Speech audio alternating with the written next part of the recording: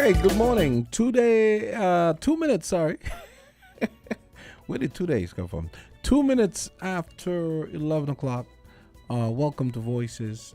This is Jamster. I'm sitting in for Socrates today. And it's Wednesday, November 1st, very first day of November 2023. And we've had a packed morning so far. We heard from a director of Sugar Mass, Monarch. He was in studio. Don't forget, you can join us every Wednesday from 10 to 10:30 for the WINNFM edition of the Sugar Fix. Ours is on Wednesday mornings, 30 minutes. So we had Monarch in here this morning talking about some of the plans for Sugar Mass as things build to a climax in December.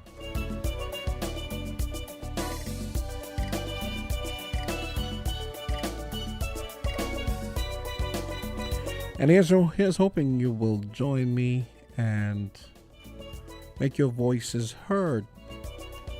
It's right there in the name, Voices. And we want to say thank you to our sponsors, TDC, Flow, and RAM. So we're going to be hearing from them shortly. How about now? If you need protection, you need one who you can trust to secure your investment. You need one who'll do you just. TDC Insurance, you're the one that you can trust. TDC Insurance, you're always safe with us. TDC Insurance is your go-to insurance company for all your insurance needs. We take pride in offering you the best solutions and ensuring our customers are fully satisfied. TDC Insurance, we take good care of you, guaranteeing you peace of mind. You're always safe with us. What has you so happy? My home internet just got upgraded, and I didn't even have to pay for it. What? Which network you have? Flow. Now I can get the fastest fiber internet in St. Kitts and Nevis for the lowest price. Fastest internet for the lowest price? What's the catch? No catch, my friend. 100 megabits per second for just $135 a month. With Flow, you truly get the best internet experience around. Switch to Flow for the fastest fiber internet at the lowest price. Visit a Flow store today. Conditions apply. Campari grapefruit, easy fi win. Brother he no hard it, easy fi win. Campari in a cup, easy fi win. Brother he no hard it, easy fi win. Add the Campari with the grapefruit soda. That easy, bitter had the pre. Simple mixer, easy 1-3. Campari grapefruit, that easy fi win.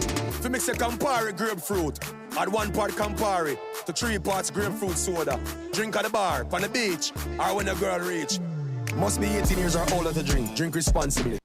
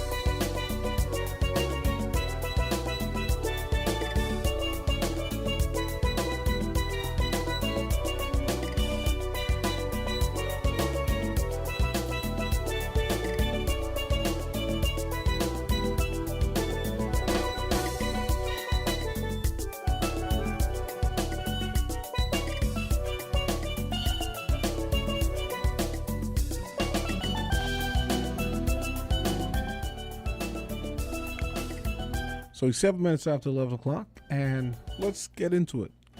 Don't forget the numbers are 466-0989, 662-0989, and 762-0989. It's Voices. And I'm sitting in for Socrates as there is a ship in today, so, you know, man has to do what he has to do. So, let's see. So we've, as you know, as we build to Carnival, we've got some brand new music. That's we've got the music dribbling out. You know, we've had music from Honesty. We have music from Collision, A.U. Brown. I got a call from Kinta this morning. Kinta said he's gonna be dropping off 2 songs as well. So, as we build towards Carnival, it means that there'll be more and more music being released. The road match contestants, all the people who are going to be contesting the road match, they had a deadline to release their stuff by November 25th. So, as you heard Monarch say, they actually have about 43 songs registered to contest the road match competition. And I think by November 17th, all these bands and artists will have had to have released their songs. At least we had the list of songs, but the actual music most of it will have to be released by November 17th. Anything else in the news you guys may be interested in? There was an unfortunate fire last night at Four Seasons in Nevis. Thankfully, no one was hurt, and I guess I can argue that the part of the facility that was destroyed is something that is fairly, while it's unfortunate that that part of the complex was destroyed, let's be thankful that no one was hurt, and it's something that can probably be replaced in short order. So we had statements from Mark Brantley. You heard those this morning on Island T. You heard Mark Brantley's words. Also, an official statement from Four Seasons, as well as the leader of the opposition party in Nevis, Miss Daniel Hodge. So I'm here to take your calls.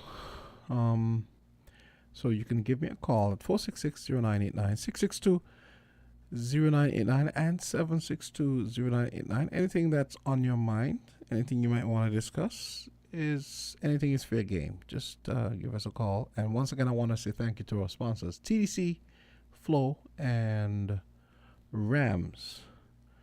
As I look around here for some things that might pique your interest, might draw your attention, and may even prompt you to want to call. I think maybe at some point I might play Dwyer's commentary for today, Wednesday. I forgot to set up that cable. I have to set that cable up. So I have this fancy cable so I can connect my phone, to the console and so on. So probably I should set that up. But as far as stuff going on in the news, like I said, Premier Brantley released a statement vis-a-vis the Four Seasons Resort fire. It's unfortunate, but like we said, no one was hurt.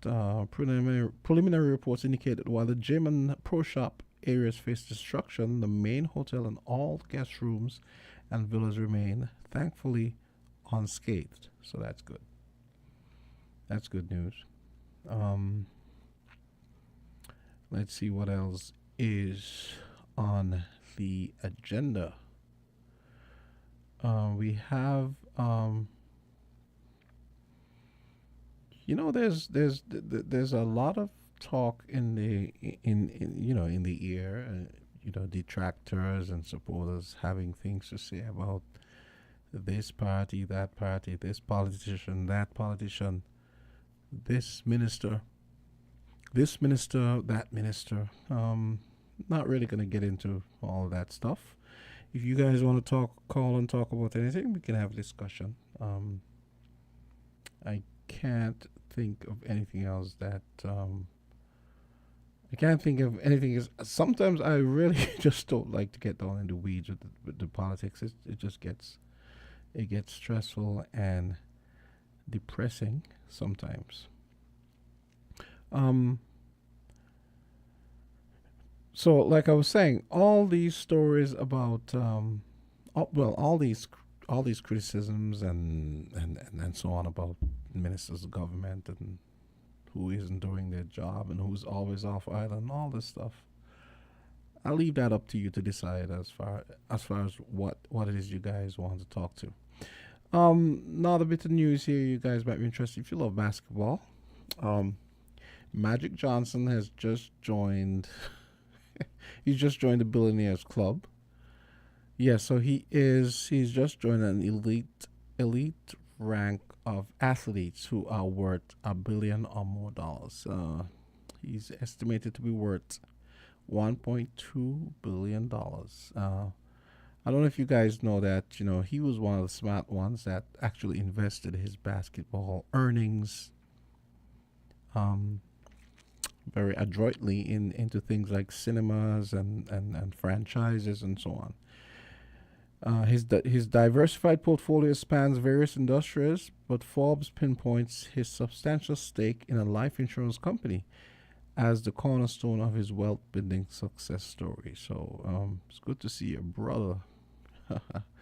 Good to see a brother actually doing well in the the wealth-building department.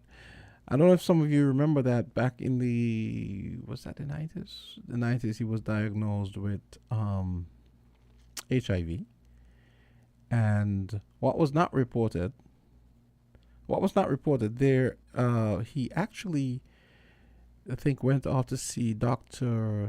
What's his name? Cebu? There's a Kenyan doctor, I think, who actually had done extensive research and had actually claimed with actual proof, claimed that he actually had a cure for cancer, diabetes, and HIV. And it was said that Magic Johnson, well, I read this from the non-mainstream press. Well, I remember when I was in college reading this, that he actually went and visited the good doctor, and he actually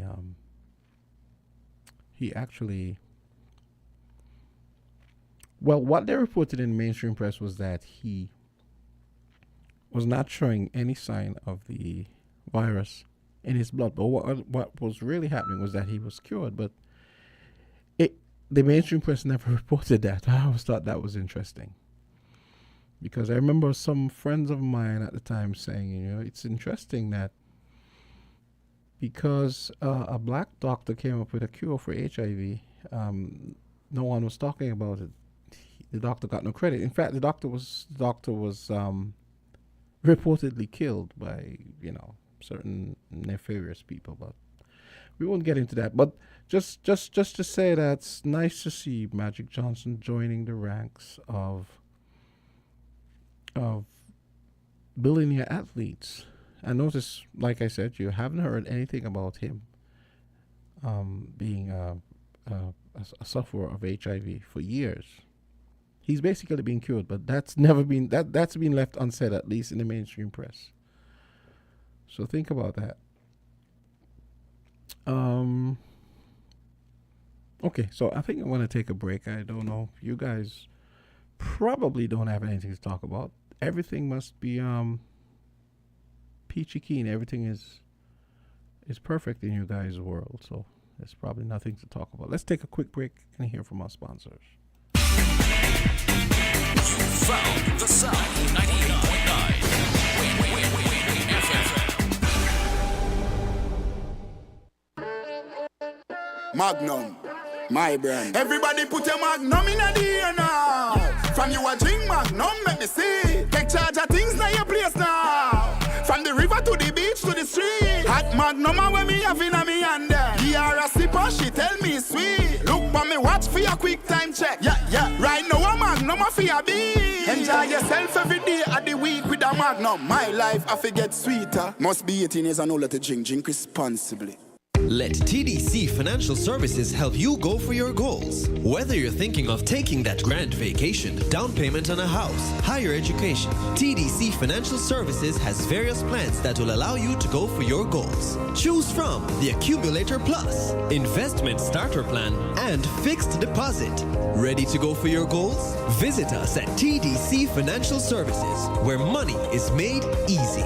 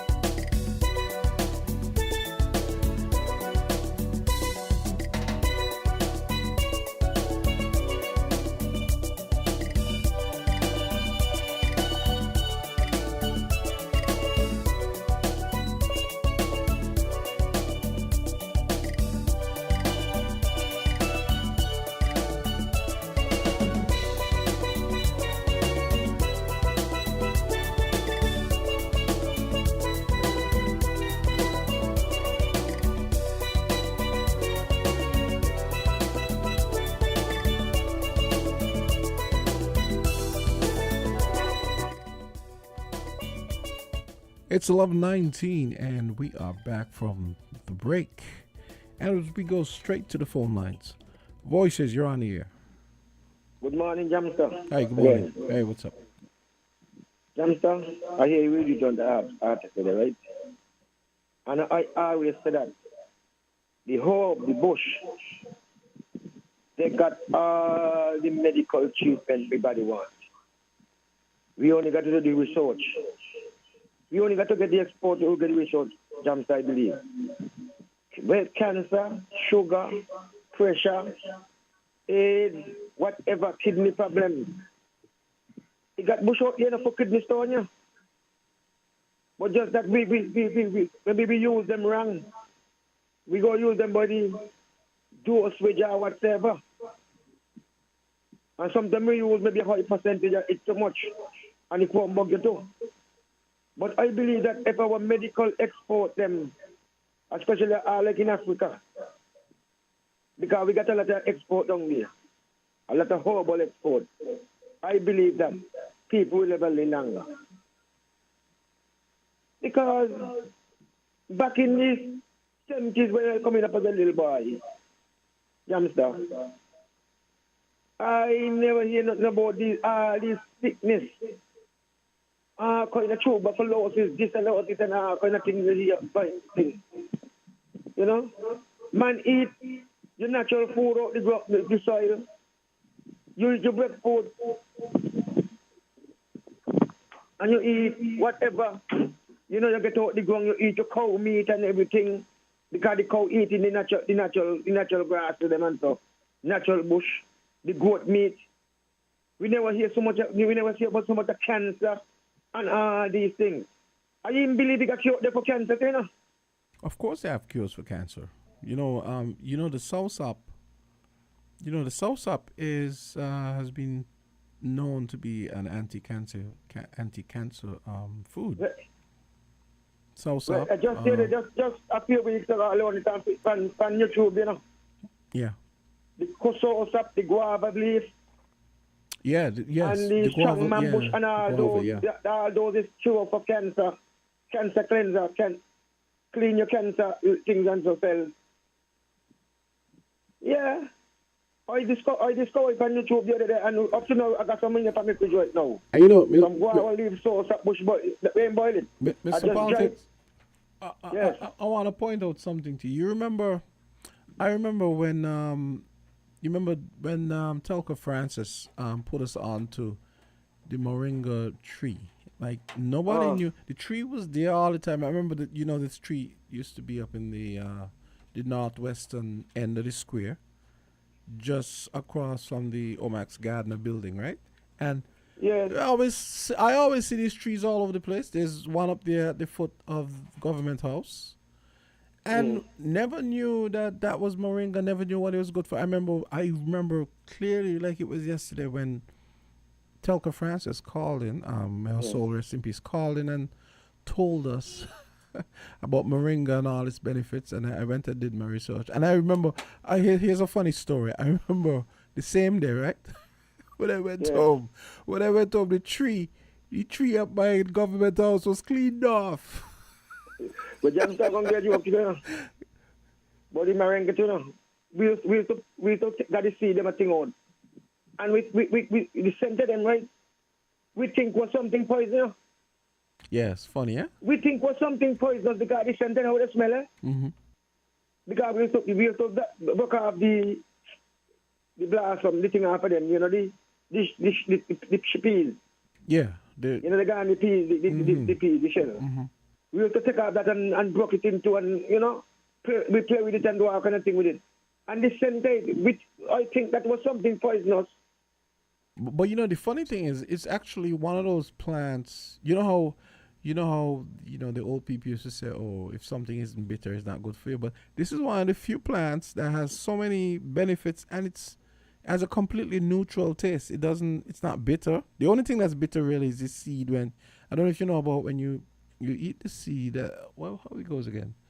If you drink, you could eat the seed. You could eat the seed. And then when you drink, all that good for your kidney. And then when you swallow it, it turns bitter. But it's actually sweet when you sweet. eat. You got kind of sweet. You got kind of sweet. And then it turns bitter. And that's a good taste. Yeah, but you got it's good for you. Yeah. Yeah, but it really, really good for you. And Jamster, you know that I cook with it, I cook up rice with it, Yes, I was just about to say that. I haven't done it yet. And rice. Oh, really? The blossom thing for the thing. Yeah. When I doing porridge, making porridge, I put that in my porridge. What? Okay. I know that. I with the silly man bush and so. I eat the flowers sometimes, but I do it up to the smile. Do some with porridge. So how you do? You just put them in the flowers in the porridge. Just pull them off the stem. And you throw them in some water, wash them off, and you throw them in the pot, let it boil with your silly man bush away where you're going to put in. And then when you not boil so much because you don't want to kill all the you don't want to kill the thing, so you boil right through. So you put and it then you throw in your oats and everything, and you mix it up. Okay. You sound like a mountain man, so we got the listen now. Let me tell you something. That I always think it is a God-blessed country, Brother, because we got the natural bush, we got the natural soil. And the bush them arc around people fence. If you want any bush right now, you can come by a lady fence right here in front of me. The bush them put arc on a different illness. Right? The bush fence. Has up down. You got that bush they call. Five finger. You got one of them they call the five finger. Yeah, the five finger. What's it good for? I mean, I eat it as a fruit, but I didn't know that. And avocado bush good too, Avocado bush? Avocado bush, man, all them good dry you drink it. All them good for your sugar, your pressure, your sugar and everything. Keep your blood clean. But when I learn all them by technology, really think, because when I learn all them things on Facebook and YouTube, them, I said, boy, and we got these things, you're playing with these things. Okay, then, Jam, tell somebody to get a chance. Yes, great. Yeah, great discussion. And Mr. Politics, sometimes when I go jogging, right? This plant.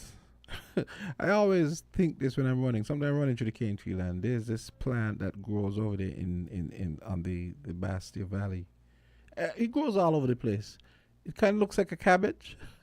I call it jumbie cabbage, right? But sometimes I'm running and I'm looking at some of these plants and I'm thinking to myself, I remember what happened with Moringa when nobody knew what Moringa was until Telco Francis came on Voices and told everyone how good it was. So I'm jogging and I'm thinking, boy, imagine all these plants here. That jumbie cabbage thing probably is good for something that we don't even know about. So it's funny. Like you said, this stuff is all around us, and we don't always know what they're good for. Because I mean, who knew that, for example, soursop, guava, was good for cancer, and all these other plants. Noni again is something that I think we only got wise to maybe 10 years ago, 10, 15 years ago maybe. Then that's a plant again I used to see, and we never knew that it was good for anything. And so as time goes on, we get to learn more about some of these plants. But let me switch gears a little bit. No calls, so I promised I was going to play. Okay, here we have a call. Voices, you're on the air. Hello? Hey, Carl, what's up? Yes, good morning. Carl Brown here. And good morning to the listeners home and abroad. I want to touch on two different things. CPL gone. The policemen are complaining that they ain't get no pay yet from CPL. And the people at Free Bay Development, he said they're still waiting on Minister Marsha Henderson, who have promised them 2 meetings twice. Once had them waiting over an hour, and she set up a second meeting and had them waiting over 2 hours and didn't show up. And they said many of them over there are ready to retire to let others come in and make a contribution, but they want to know how the money is going to go, because there is no pension plan, there is no gratuity plan, and they have in many years. And they said those are some of the things why they did ask the minister to come and sit with them so they can discuss some of these things and other issues they have. They say they want to know if the minister cannot fly over there for an hour or 2 or 3 to hear them out. If only she could fly out over the country, if she can't just fly over Frigate Bay to hear from the workers. The other thing, Jamster, no press conference held for last month, right? By the Prime Minister. Not that I recall. No. I don't know if you count the round table. Was there a round table last No. month? The normal press conference. The round table is something you just come up. Okay. The normal Prime Minister press conference, because I want the journalists them to ask the Prime Minister how much passports have been sold already and the top 5 countries that are accumulating our passport.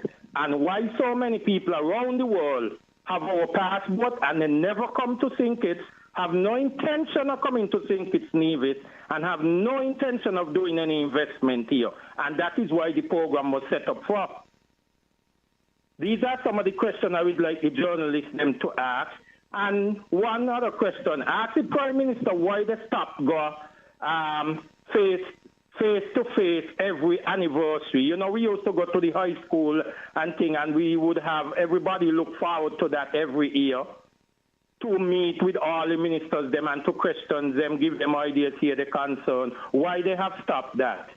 And the last thing is concerning the $250 voucher, which was promised to students to assist them for the independent 40-40. Many of the parents them say they ain't seen it and they ain't here, and the Ministry of Education is not saying anything. Nobody have no answer to that. I go on, my boy. Okay. All right. Okay, Carl. Okay, I'm going to take a quick break. And then when we come back, we're going to hear Dwyer Astafan's commentary if there are no calls. WINN is 98.9. 98.9 is WIN FM. 50,000? 50,000? $50,000? Win big with TDC. Win up to $50,000 cash in the TDC Mega Rewards Mega Raffle. To enter, you must be a Mega Rewards member or sign up to TDC Mega Rewards Loyalty Program. Shop at our TDC retail stores or online at shoptdcgroup.com to receive one entry for every $250 spent. Draws take place from July to November. Win $10,000 every month. With your entry rolled over so you can win, and win even more. Yes, this is 50. Terms and conditions apply.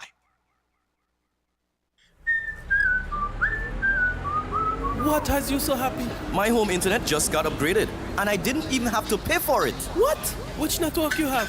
Flow. Now I can get the fastest fiber internet in St. Kitts and Nevis for the lowest price. Fastest internet for the lowest price? What's the catch? No catch, my friend. 100 megabits per second for just $135 a month. With Flow, you truly get the best internet experience around. Switch to Flow for the fastest fiber internet at the lowest price. Visit a Flow store today. Conditions apply.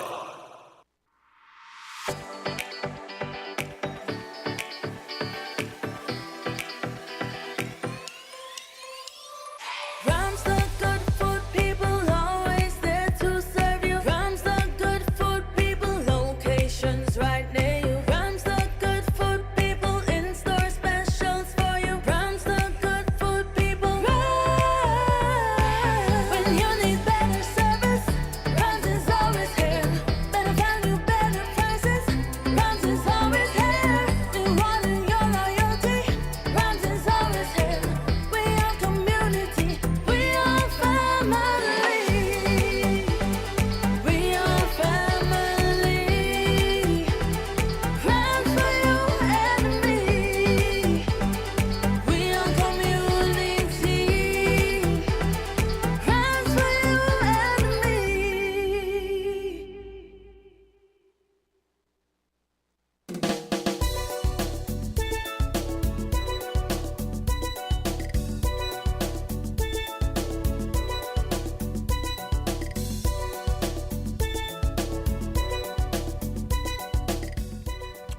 It's 11:34. Voices continues. Jams is sitting in for Socrates. Let's go back to the phone lines. Caller, you're on the air. Hi, Jamsa, quickly. Hey, Good what's up? morning. Hey, what's up? I want you to play that clip from Mr. Asafan. I know where you're going. I'm going to have a little feedback on that. But before you do so, yes, the medicinal, the soursop. Well, Jamsa, from a very young age, I have drank soursop in terms of me. We drinking so many sweetened content and being hyperactive as a youth. My mother would have given me soursop to drink because it calms the nerves, you know? Yes, and babies. To sleep. Yeah, when you want the babies, I But know. one of the impediments within the breakthrough on a high medicinal aspect has to further research into, the sour stuff, or guanabana, as it is called in the Latin world. It is because it is a tropical fruit, and you're talking about the tropics would stand to benefit. And persons in high places, they are reluctant to really do more research into. We as lay persons could only speculate. But yes, the soursop has its medicinal properties, the fruit itself and the leaf. But for it to be out there like a remedy in the medical science and so, there needs to be more research into it, Well, I think the research has started already. The problem, the problem with us in the Caribbean is that we allow these people to come in and sell us back this stuff that's endemic to where we come from. Mm-hmm.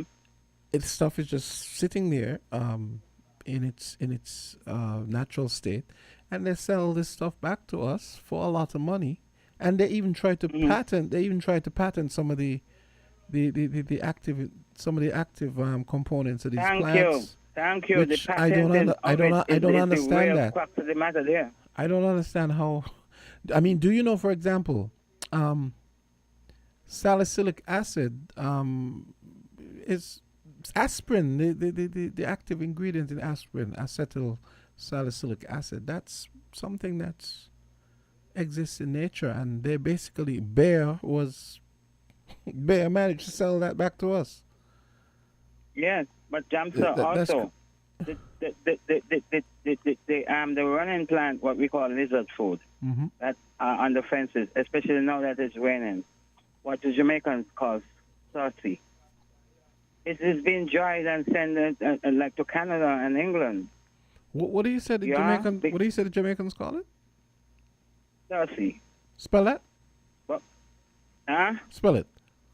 SERCY. Something like that. Cersei, okay. What's it good we're for? saying, right? What is it good for? I remember colds. I remember having to drink that as a kid and stuff.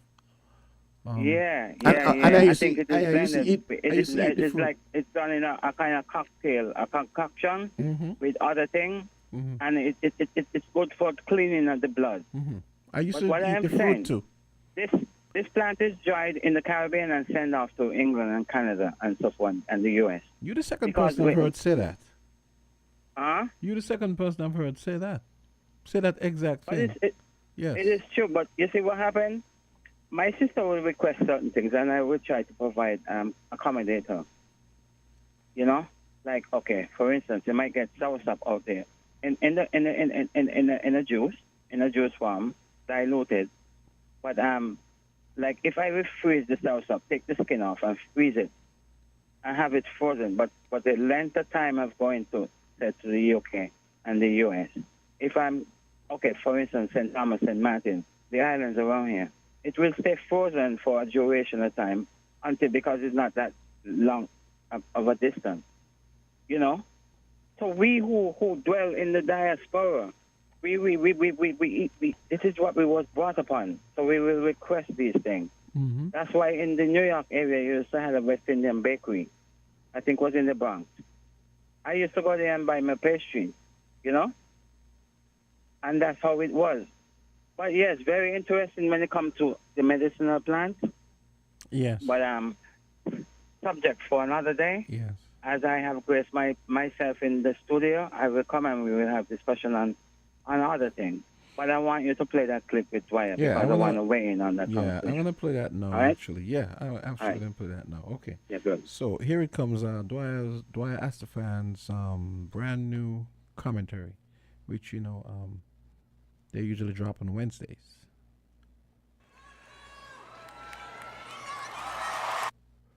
Okay, that's weird. That was very weird. I pressed. Greetings. Over the last year or so, a number of persons have asked me if I am an advisor to the government. The answer is no. I'm not an advisor. I'm good where I am, and I'm good doing what I'm doing. So I'm not an advisor, at least not in the traditional or formal sense. But I do advise. I do so in these weekly commentaries. And before these commentaries, I did so in my weekly articles, on the radio, and other public presentations. In fact, I've been, in parenthesis, advising for decades before I got into cabinet, while I was in cabinet, and since I left cabinet. So while in a sense I'm not an advisor, in another sense I am. I share my views, whether asked to do so or not, because I don't need to wait for anybody to ask me to express myself. I share my views if I believe that it is the right thing to do and the right time to do so. And sharing views can, in a sense, be considered to be similar to giving advice. Sometimes before sharing my views publicly, I might give a person a heads up and invite him or her to have a prior chat with me about it. So administrations past and present have had the opportunity to pick sense from nonsense in what I've had to say and to be guided accordingly. But my record as, again in parenthesis, an advisor to successive administrations over the years has not been good, because generally I've either been ignored or abused. So clearly my advice, whether good or bad, has not been taken, but in the process my record of giving advice whether asked to do so or not by governments. It's not been very good. Not much has changed. Either you get ignored or you get abused for your advice. Indeed, I can recall in one particular matter in the 1980s, in which I had not even gone public with my advice. I had only shared it very privately. And I found myself on the receiving end of not one but 2 death threats. I'm not the greatest hero in the world, not even close. But I've continued because it's the right thing to do. So here I go with this week's advice. It's about our taxi and tour operator sector. That is a sector which represents the front line of our tourism industry. There are very significant ambassadors for the industry and for the country, and government must always ensure the consistently highest possible standards of hard and soft skills, presentation and delivery are maintained in that sector. After the closure of the sugar industry in 2005, a lot of people were allowed into this sector without being properly trained in those hard and soft skills and in other things required for the job. Sadly, this was more about politics and appeasement than it was about the best interests of tourism and the country generally. This not only dropped the standard, but it started a process whereby the sector, in my opinion, became overpopulated, and as a consequence, regular, genuine, truly committed operators and the industry suffered. The quality of service suffered. To add insult to injury, underselling and undercutting became worse. It never ceases to amaze me and anger me how they boast of this wonderful product that we have, but they are nevertheless so willing and quick to offer discounts on it, like selling a fancy car at the price of a donkey cart, shortchanging themselves, their colleagues, the industry, and the country. But they cheapen the product in another very troubling way. They offer island tours that are not island tours. They hustle through the tour so that they can get back quickly to Port Zante to carry the next set of unsuspecting tourists on another quickie tour, which isn't an island tour. Is that how they get even with the tourists for not giving them a real tour? So over the years, the genuine operators have often found themselves holding the dirty end of the stick. And on top of all of that, there are people working those tours who are not properly qualified in skills, attitude, and presentation. I'm not saying that people should not have been added to the sector over the years since the closure of the sugar industry. Not at all. Instead, I'm saying that too many, too quickly, and too many who did not measure up with the appropriate standard were let in. And the increase in cruise arrivals did not produce the hoped for windfall for genuine operators. Then came COVID, and the companies which had sold buses to operators began repossessing them because no money was being made. And for a very long time, until even now, there was great suffering. Thank you very much for that, Timothy Harris, Lindsey Grant, Josie Byron and company. We thank Harris and his cabinet and all who were with them for the late start of the cruise season 2023.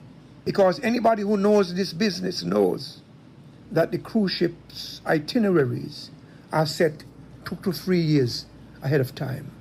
Now, I believe that there used to be a policy whereby operators could import a vehicle with duty concessions if the vehicle was older than 4 years, provided it was in good condition.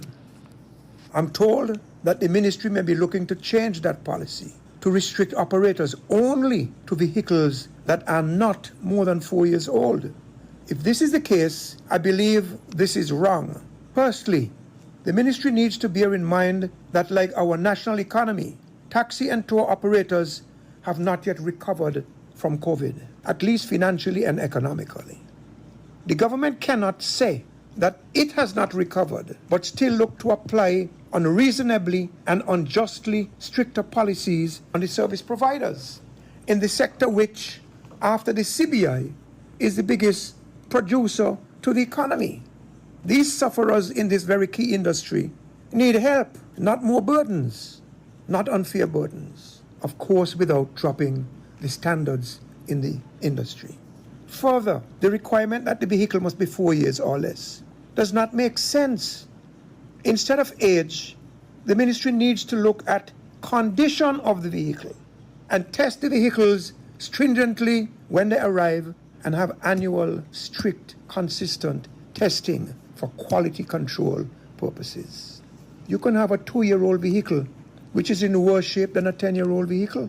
The 2-year-old vehicle can be allowed in, but not a 5-year-old vehicle. Doesn't make sense with respect. So I'm advising, yes, I'm an advisor now, advising the ministry and the government to review this situation. The 4-year vehicle policy can do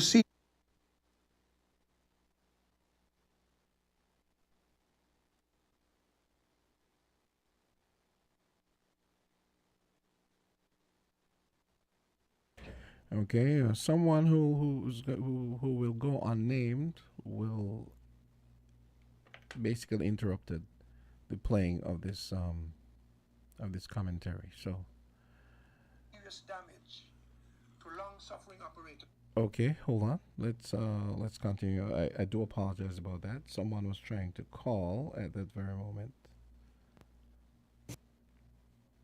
Further, maybe even in the alternative, I'm advising, yes, I'm an advisor informally from the street. I'm advising the Ministry of Tourism and the government to review the method of calculating the duty and other taxes. Calculate duty on the FOB price of the vehicle rather than on the CIF.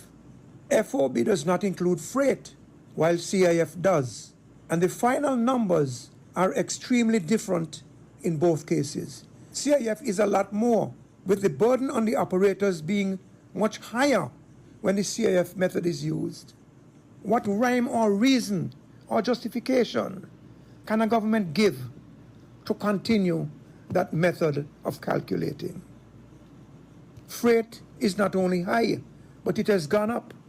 But calculating the tariffs against the entire cost, including freight, is an exercise in artificiality, because the freight is not a government cost.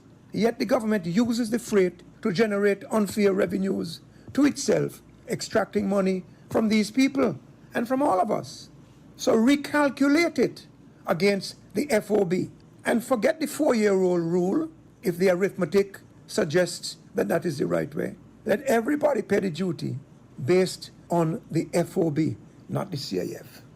And when you're calculating the VAT, do not calculate the VAT on the accumulation of those various fees. Calculate the VAT on the FOB. So what is going on needs to be reviewed and changed, in my opinion. This is not new advice. I'm using the word advice. I've been giving it for quite a while. And if we need to clear it at CARICOM level, let's go and do that. Indeed, let me say this. Whatever troubles that we are in or will get in, CARICOM is very unlikely to be able to help us. So we can't allow CARICOM to prevent us from surviving and succeeding. We have to save ourselves. I have a few more bits of advice to offer.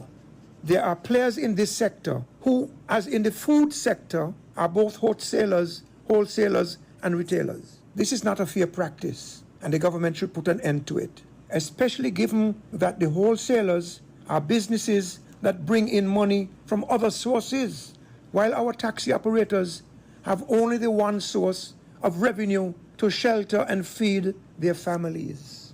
And their work opportunity table is getting scarcer and scarcer, narrower and narrower. People moving into their space.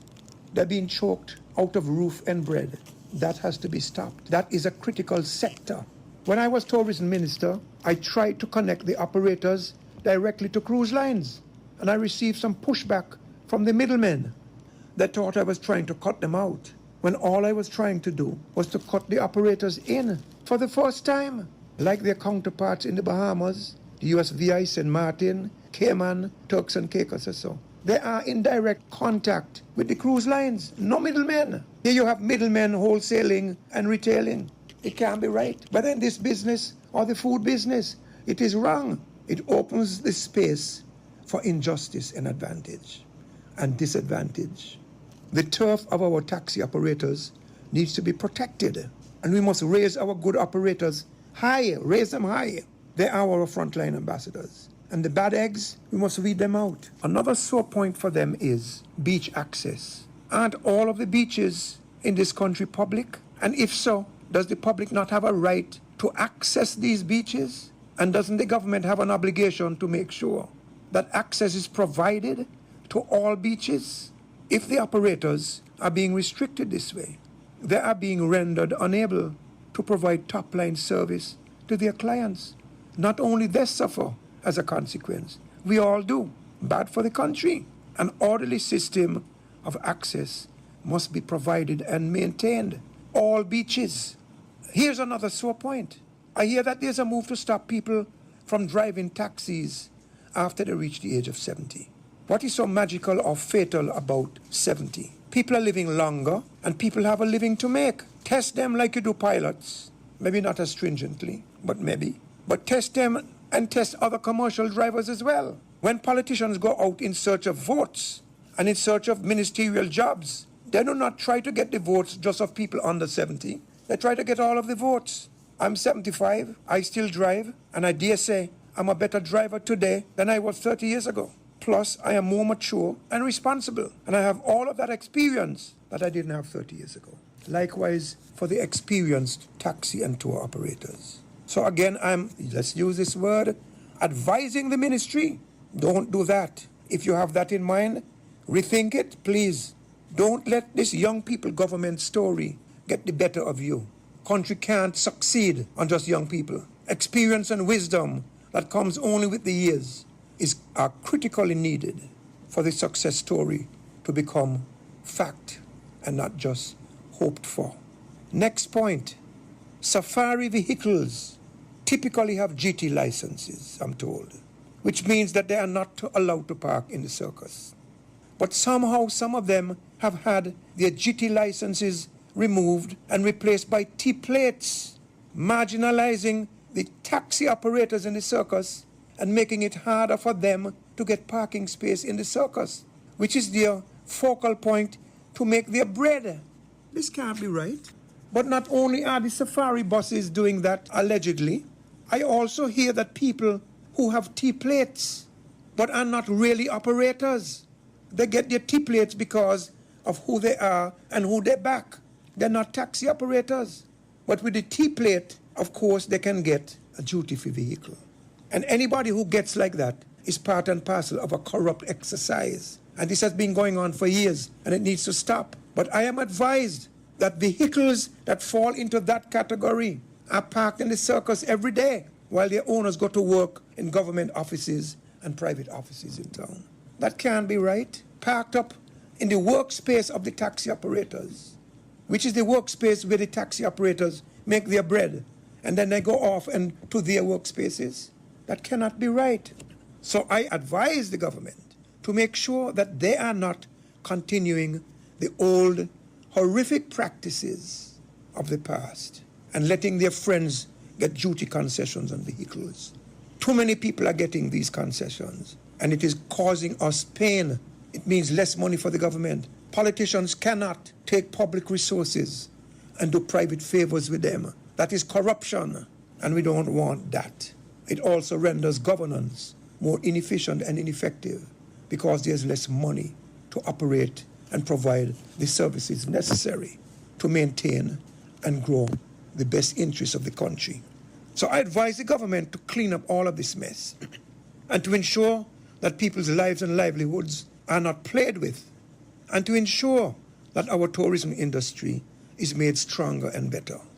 I have a lot more of advice to give, whether you want it or not, but I think this is sufficient advice for now. I so advise. Yes, that's Dwight Astafan's commentary for today, Wednesday, November 1st, 2023. A lot of food for thought. We have 4 minutes until 12. If anyone wants to weigh in on anything he said, feel free. We have 4 minutes until news time. He's been, and I want to say again, you know, I got I got a critique from. I got a critique from someone one time saying, I think it was last week, saying, "Oh, are you really giving Dwyer a platform?" I said, "But this is not about Dwyer. This is about the issues he illuminates," and I think that's important because you heard him talking about things since forever and never getting any traction. So clearly, maybe he's talking enough. Maybe enough of us aren't weighing in on some of these topics. Voices, go ahead. Good morning. Hey, good morning. Yeah, I just need to big up Dwyer and that thing that was just played here. Because when you look around the accidents on them, I've never seen a man over 70 get into an accident and a car turn over him. So, and it's the young people and them. I could understand there comes a time when you need to test a man's ability to drive or stuff. I could understand that because I remember some years ago, I went to insure my vehicle. And the insurance said, "Well, look, you gotta go to a doctor and get tested." So I simply went to the doctor, Jamster, and the thing that the doctor did to me, he put his finger up in front of his face and tell me to touch my nose and touch his finger. So I laughed and I said, "That's it." He said, "Well, boy, you'll be surprised. There's a lot of people digging up my eyes can't do that." So I said, "That is what I have to do to be able to pass the test, to go and to be able to get my car insured." He said, "Yes." So, and I agree with Dwyer. The old people don't rob banks. Because I remember I went to a bank one time, and they told me to take out my hat and my shades. So I said, "Why?" "Look up in the camera over here." I said, "No." I made a big fuss. I turned out the bank and I called the manager, and they done away with it. Old people now rob banks, and old people now get into an accident. And I totally agree with and don't talk about the taxi business. When early o'clock, I applied for taxi. The amount of run around, next thing you know, anybody could drive a taxi. So, Dwyer, you're on point. Thank you. Thank you, caller. Yes, I think definitely. And Dwyer has been talking about this unfair taxation structure that they've been using. He's been talking about that for years, and we've had successful governments who still haven't changed it. And he makes a good point about the excuse they use about it's CARICOM this and CARICOM that. I really think that's something that needs to be revisited. Why should we be paying more taxes than we need to? Go ahead, caller. Jamster, let me tell you something. Hey. I am one used to criticize Dwyer upon different radio talk shows, especially back in the Unity time when he was talking. But I always think that Dwyer was talking for whatever he ain't get or whatever. But Dwyer is a man. He's a loyal man to his country. Look at he love his country, and he want to see, just like me, want to see my country go well and do good. Because Jamster, most of these politicians, when we let them, they don't want to like to listen. You got to listen to the ordinary man. You got to listen to people who come in on the radio. I believe Dwyer do more advice than anyone the advisors them they pick to advise any government. Right now, Dwyer doing advice and he ain't getting up, eh? The man advising. And Jamster, before go, you see the same lizard food bush the guy talk about? Yeah. Them good for when you got sugar and you help build your insulin. Okay. But just that, a lot of people don't know. Instead of you go dig up, you could get them down and drink them, and it help build back your insulin in your body. Okay. All that they're good for. Okay. The same lizard food bush. Okay, time for me to run you now. News time. Yes.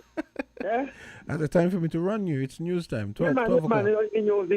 Call back after the break. Yeah. Okay, great. Yeah. Okay, great. Nice calls. Nice calls. We're going to head to the news now, and Voices will continue right after. You found the sound. 98.9. Win FM. We now bring you the headline news. The headline news is brought to you by Caribbean Alliance, KDP Enterprises, The Grange, and Carib Brewery.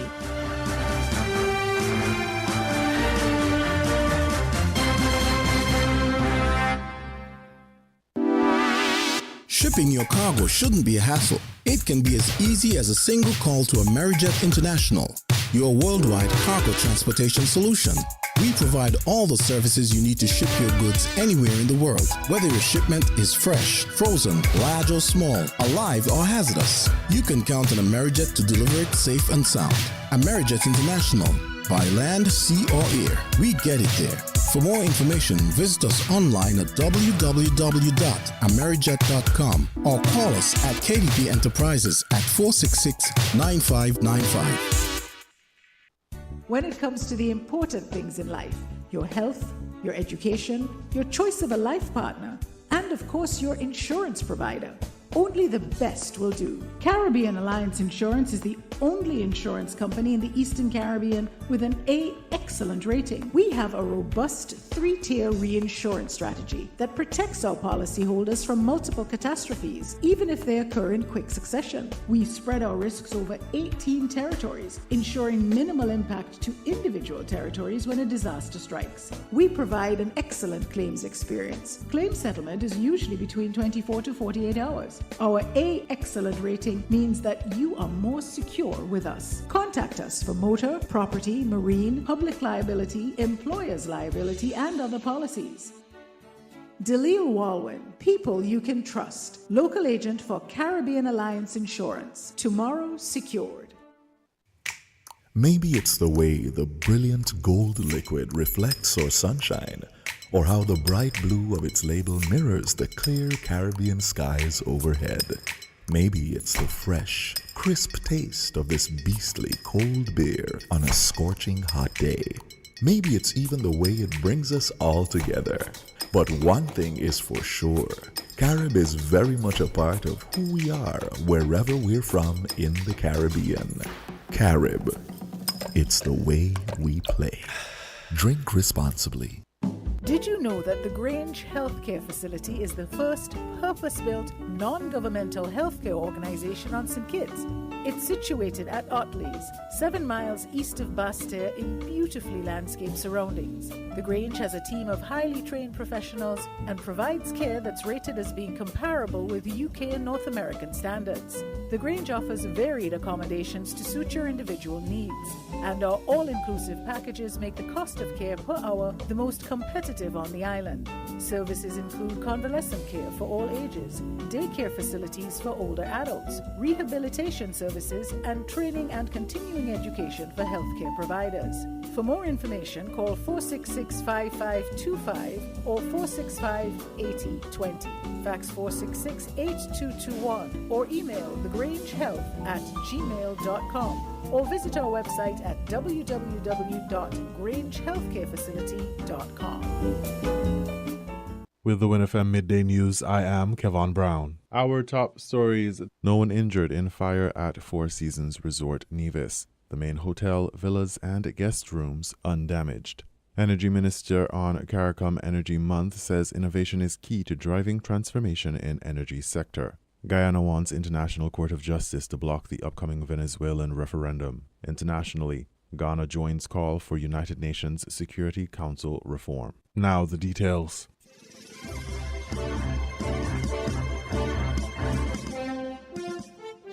Citizens and residents of St. Kitts and Nevis were shocked on the night of October 31st, 2023, when footage began circulating on social media of a raging fire at the Four Seasons Resort Nevis. Sometime after 8 p.m., the initial video began its rounds and reported the gym was the area of the hotel on fire.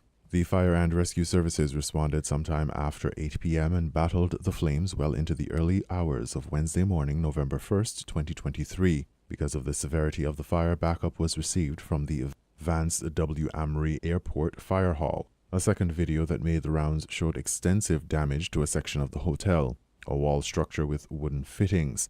According to reports, the area confirmed destroyed included the gym and pro shop areas. Before the fire, Mitchell Nover, Director of Public Relations and Communication at the Four Seasons Resort Nevis, shared a notice from the hotel saying that it would be closed to outside guests and patrons from November 5th through 9th, suggesting that the 30-year-old resort was enjoying a fruitful start of the tourism season in the Federation. Around 7 a.m. on November 1st, the Director of Public Relations and Communications shared an official statement on the fire with the media, assuring the public that the resort would continue operations and welcome guests. The statement reads, quote, "On the evening of Tuesday, October 31st, 2023, there was a fire at the Pro Shop and Fitness Center at Four Seasons Resort Nevis. The safety and well-being of our employees and guests is our top priority, and we are relieved to share that everyone is safe and unharmed. We want to extend our gratitude to our dedicated staff, as well as the local fire department and emergency services team,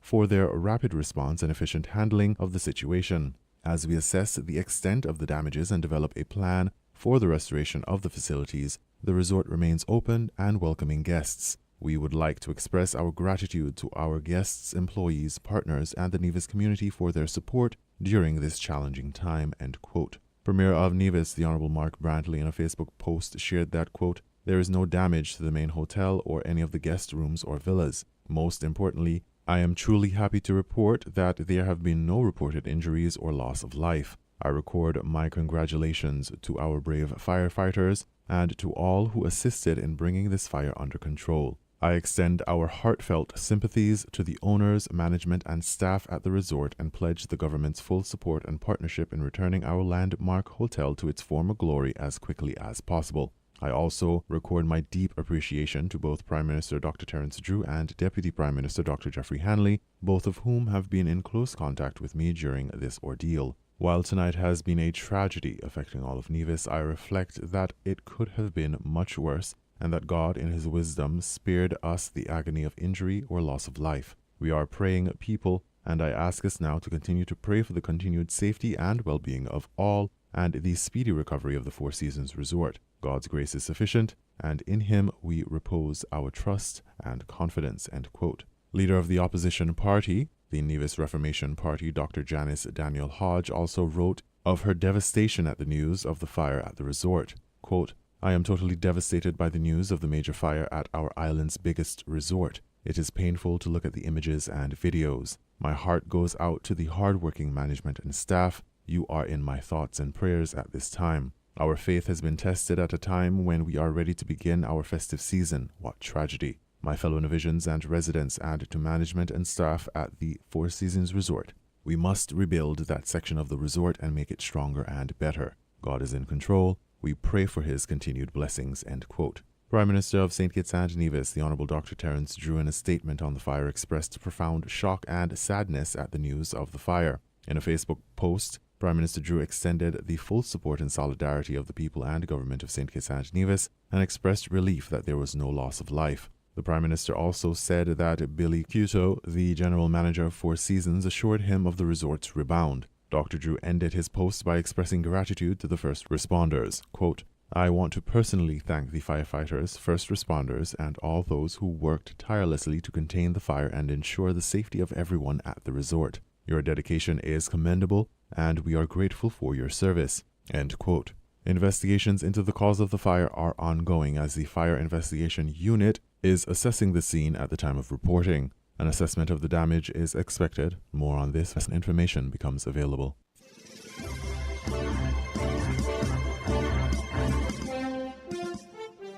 November is earmarked as Energy Month in the Caribbean community CARICOM. St. Kitts and Nevis has joined other CARICOM countries in the commemoration of CARICOM Energy Month, which aims to increase awareness of energy security within the region. The theme of the 2023 commemoration of the month is Accelerating Innovation, Driving Electrification. St. Kitts and Nevis Federal Minister of Public Infrastructure, Energy, Utilities and Domestic Transport, the Honorable Conress Maynard, in a speech said the theme illuminated the necessity of innovation in developing a sustainable energy sector in St. Kitts and Nevis and throughout the region. Driving electrification underscores our dedication to increasing the electrification of various sectors such as transportation, energy, and households. In particular, the theme aligns harmoniously with our aspirations for electric mobility and the seamless integration of electric vehicles into our everyday lives. St. Kitts and Nevis is charting a visionary course towards a sustainable future, and this theme aligns seamlessly with our national objectives. Our Twin Island nation has long recognized the importance of transitioning to cleaner and more reliable sources of energy. Geothermal energy is a promising prospect for ensuring that steady supply of our nation's baseload electricity demand, while solar and wind energy will be crucial for integrating distributed energy systems across the Federation. Moreover, the value to be gained from introducing electric mobility is becoming increasingly prevalent. Electric vehicles capitalize on our small size and greatly reduces our vulnerability to fluctuating gas prices.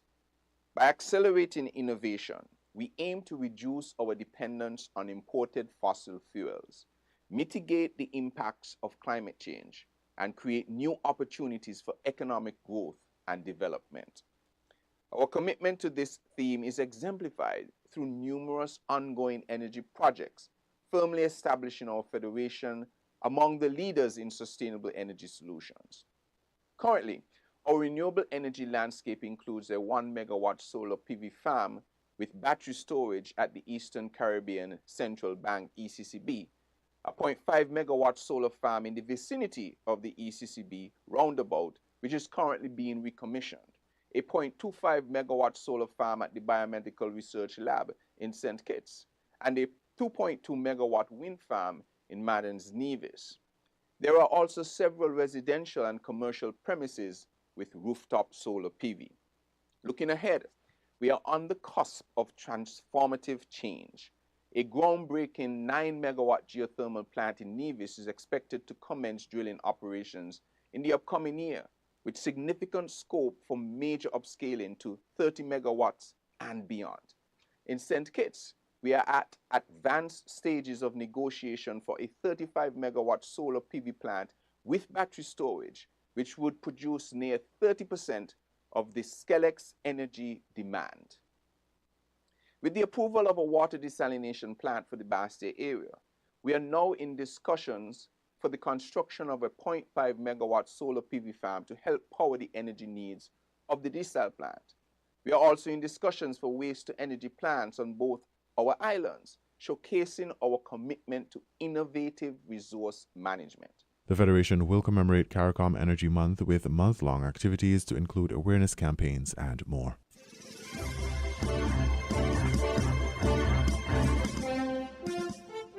In regional news, Guyana wants International Court of Justice to block the upcoming Venezuelan referendum. Guyana News Source has that report. The government of Guyana has approached the International Court of Justice in an effort to block a number of questions in Venezuela's upcoming referendum on the border controversy that seeks to solidify the country's claim to Guyana's Essequibo region and make the Essequibo a new Venezuelan state. Guyana currently has Venezuela before the International Court seeking a final juridical settlement of the border controversy. In a statement today, the International Court indicated that Guyana has filed a request for provisional measures in the arbitral award case. In the request to the International Court, Guyana noted that the purpose of the Venezuelan referendum is to obtain responses that would support Venezuela's decision to abandon the current proceedings before the International Court and to resort instead to unilateral measures to resolve the controversy with Guyana by formally annexing and integrating into Venezuela all of the territory at issue in the proceedings, which comprises more than 2/3 of Guyana. Guyana wants the International Court to order that Venezuela not proceed with a consultative referendum planned for the 3rd of December in its present form. Additionally, Guyana wants the referendum to not include 3 questions that refer to making Essequibo a new state of Venezuela. Guyana also wants the International Court to order that Venezuela not include within the consultative referendum, planned or any other public referendum, any question encroaching upon the legal issues to be determined by the International Court in its judgment on the merits, including but not limited to the legal validity and binding effect of the 1899 arbitral award, sovereignty over the territory between the Essequibo River and the boundary established by the 1899 award and the 1905 agreement, and the purported creation of the state of Guayana Essequibo and any associated measures, including the granting of Venezuelan citizenship and national identity cards. The International Court of Justice is also being asked to make provisions that Venezuela shall not take any actions that are intended to prepare or allow the exercise of sovereignty or de facto control over any territory that was awarded to British Guyana in the 1899 arbitral award, and that Venezuela shall refrain from any action which might aggravate or extend the dispute before the court or make it more difficult to resolve. At the earlier start of the main proceedings before the International Court, Venezuela questioned the court's jurisdiction to hear and determine the border matter. The court dismissed Venezuela's objection and has moved ahead with the case. In a statement, the government of Guyana said it has no doubt of the validity of the arbitral award and the land boundary, which Venezuela accepted and recognized as the international boundary for more than 60 years. The government said because of the urgency of the matter related to the planned Venezuelan referendum, Guyana has asked the court to schedule oral hearings on its request at the earliest possible date, in advance of the 3rd of December date, which is the date that Venezuela has fixed for its sham referendum. The government of Guyana said Guyana insists, as does CARICOM, the Secretary Generals of the UN and the Organization of American States, and the entire international community, that the controversy over the validity of the arbitral award and the land boundary must be resolved by the International Court of Justice, which will assure a just, peaceful, binding, and permanent solution to the matter in accordance with international law. The government of Guyana also said, in fact, the court itself has determined in 2 separate orders that it has the exclusive jurisdiction to resolve the matter, and it will do so. In the interim and pending the oral hearings on its request and the issuance of the court's order, Guyana is urging CARICOM and the international community to continue reminding Venezuela of its obligations under international law, including its obligation to accept the ICJ's jurisdiction, plead its case to the court, and comply with the court's rulings and judgments. In the past few weeks, Venezuela has been stepping up its claim of Guyana's Essequibo region, with the National Assembly agreeing to move ahead with a referendum on the controversy. President Finale has made it clear that Guyana will remain with the case before the International Court and will not give up an inch of Guyana's territory.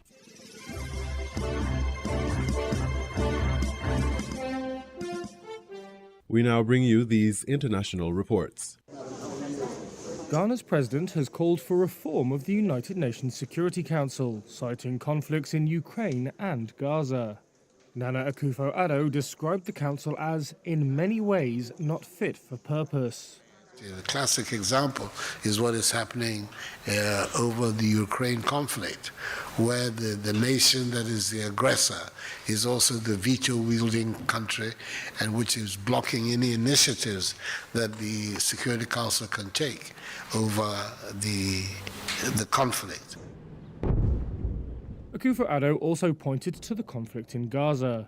He said that while Ghana fully recognized Israel's right to defend itself, at the same time, you have to look at the humanitarian consequences. There's clearly a need for us, all of us, the international community, the global community, to look beyond the immediate issues of the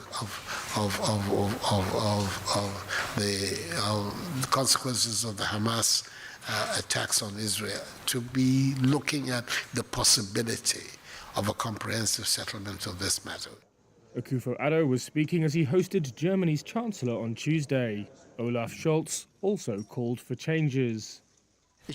I believe that African states need to be better represented in international organizations and should have a stronger voice. He noted the recent inclusion of the African Union as a member of the G20 as a good development, but added that we also support efforts for permanent African seats on the UN Security Council.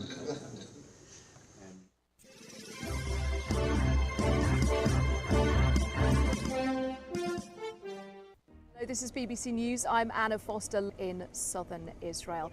And we've been watching crowds of people gathering in southern Gaza at the Rafah crossing into Egypt after suggestions that the first foreign passport holders will be able to leave, along with some badly injured people. Potentially 500 or so foreign passport holders will be able to pass through. The AFP news agency says that has already happened. What it's hard to tell right now is whether people are moving internally on the Gaza side and whether or not they have actually crossed through into Egypt. It will only really be when we see people stepping foot onto Egyptian soil that we know that those first crossings have finally happened.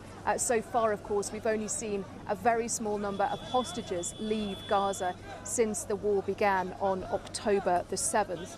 But we believe now that foreign passport holders on a pre-approved list, which has been published for several days now, may be able to cross out along with people who've been badly injured.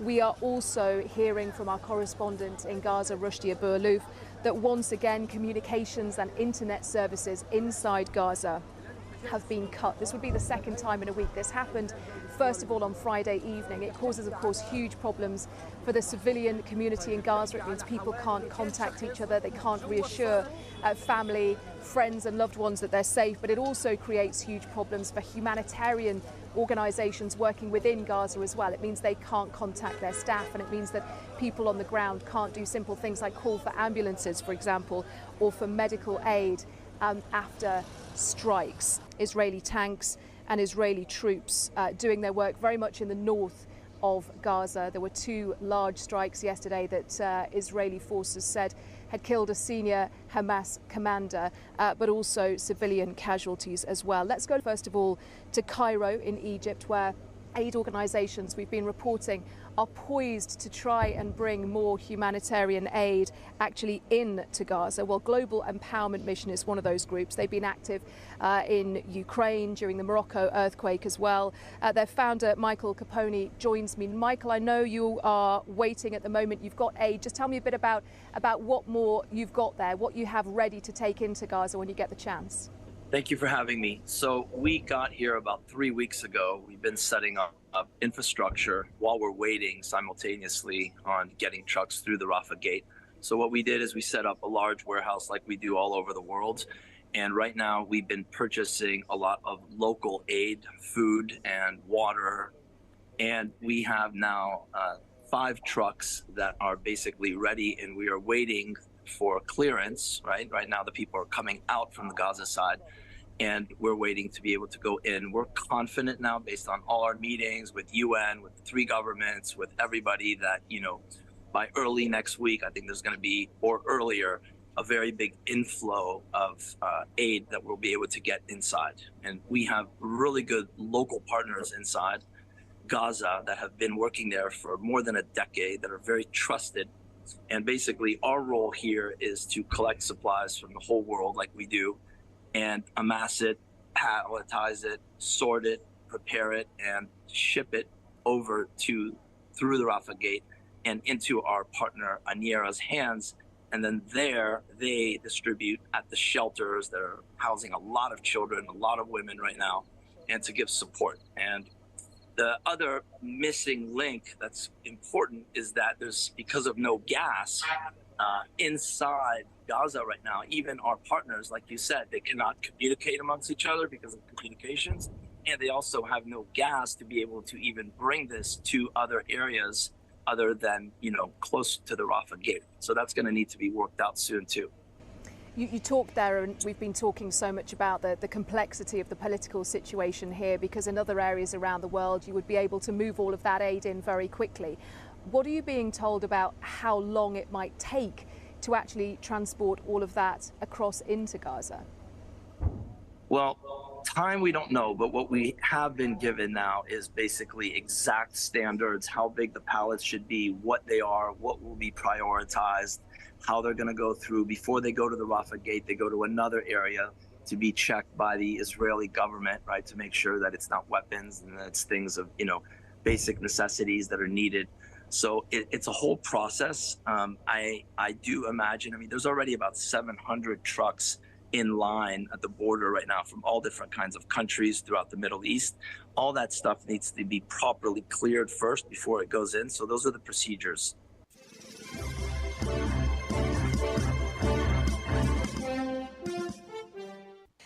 Ukrainian children forced to leave their homes near the front line have begun to arrive in safer parts of the country. The authorities ordered families to move away from more than 30 towns and villages last week as shelling and fighting intensified in parts of the Donetsk and Kherson regions.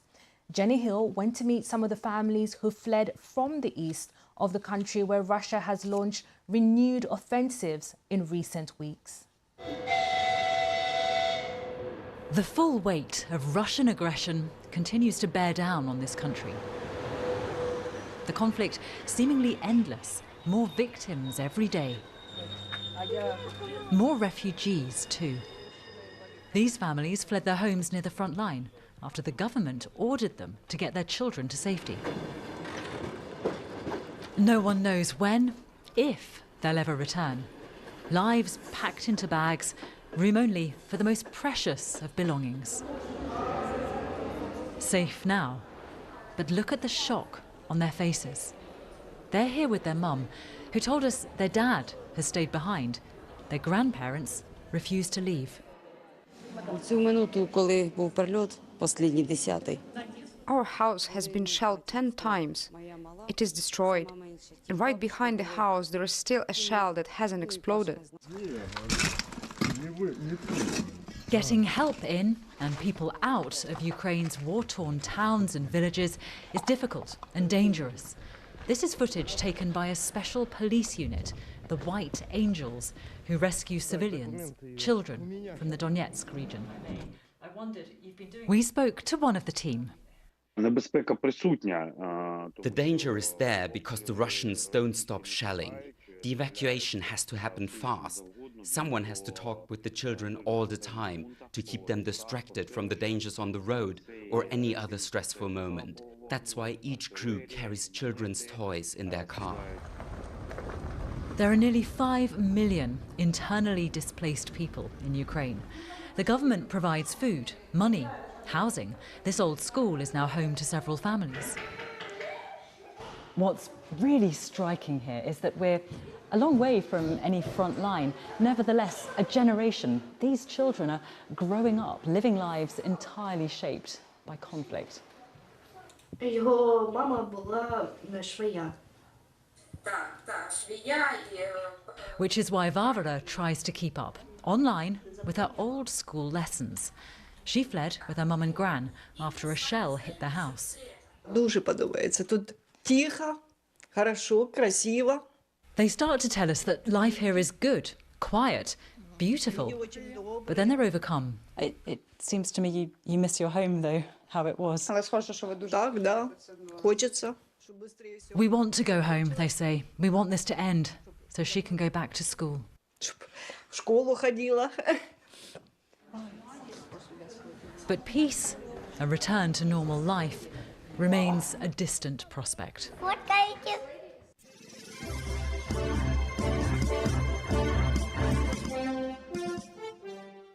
You were listening to the Midday News on WINNFM 98.9. The headlines: no one injured in fire at Four Seasons Resort Nevis. The main hotel, villas and guest rooms undamaged.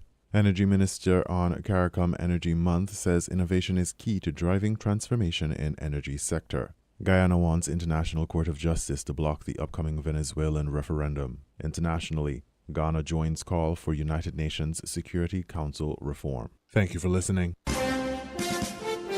That was the WINNFM Headline News. The Headline News was brought to you by Caribbean Alliance, KDP Enterprises, The Grange, and Carib Brewery.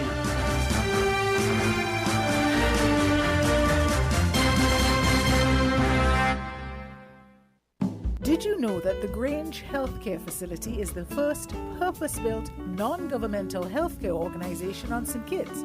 It's situated at Otley's, 7 miles east of Basseterre in beautifully landscaped surroundings. The Grange has a team of highly trained professionals and provides care that's rated as being comparable with UK and North American standards. The Grange offers varied accommodations to suit your individual needs, and our all-inclusive packages make the cost of care per hour the most competitive active on the island. Services include convalescent care for all ages, daycare facilities for older adults, rehabilitation services, and training and continuing education for healthcare providers.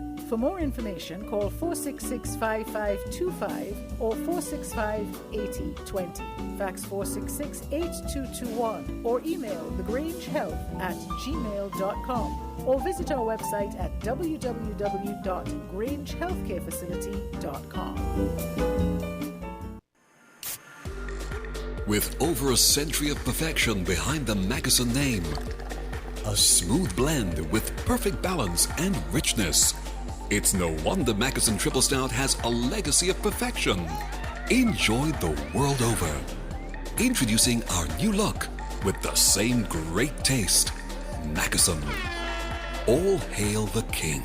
Please drink responsibly.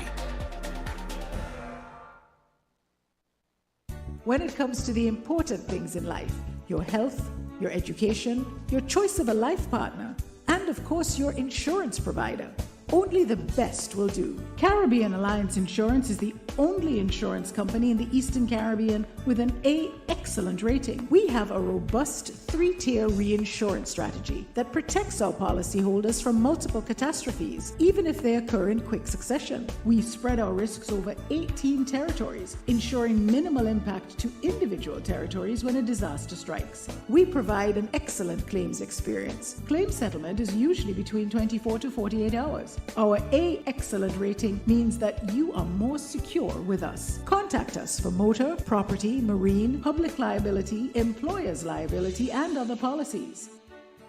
Dalil Walwyn, people you can trust. Local agent for Caribbean Alliance Insurance. Tomorrow secured. Shipping your cargo shouldn't be a hassle. It can be as easy as a single call to Amerijet International, your worldwide cargo transportation solution. We provide all the services you need to ship your goods anywhere in the world, whether your shipment is fresh, frozen, large or small, alive or hazardous. You can count on Amerijet to deliver it safe and sound. Amerijet International, by land, sea or air, we get it there. For more information, visit us online at www.amerijet.com or call us at KDP Enterprises at 466-9595. Win FM weather.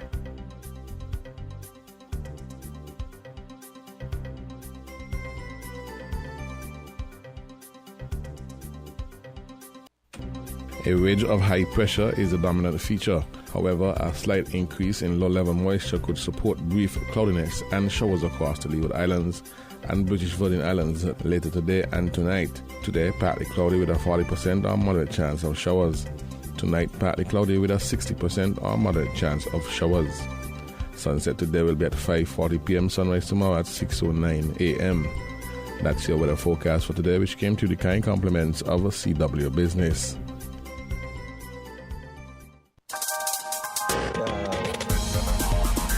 We're different. We're 98.9. 98.9. Win FM.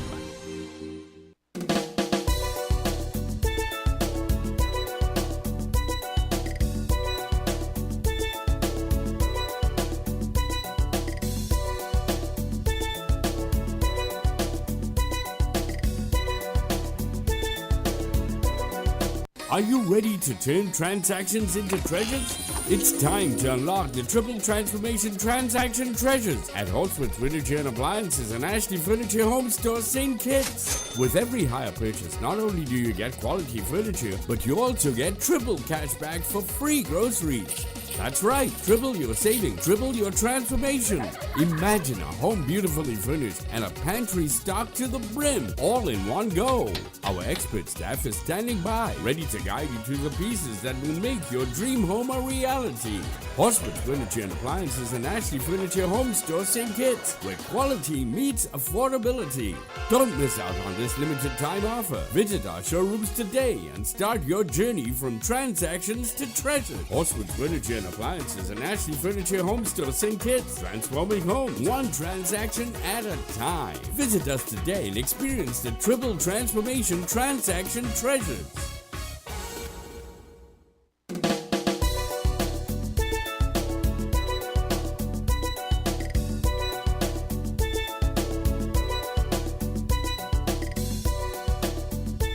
And it's 12:36. Welcome back to Voices.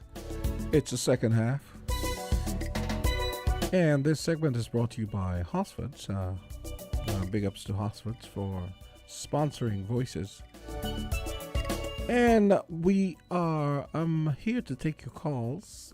We heard Dwyer Ask the Fans commentary just before the news. We had two calls just after the commentary. And I'm here to take your calls on any topic. I think Dwyer Ask the Fans commentary may have struck a nerve or may have piqued. I think may have piqued the interest and the I guess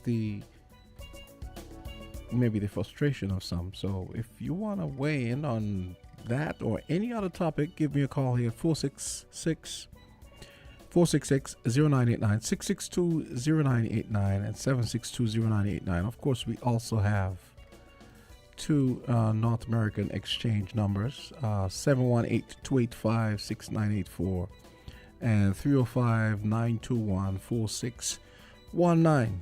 So we go back to the phone lines. Caller, you're on.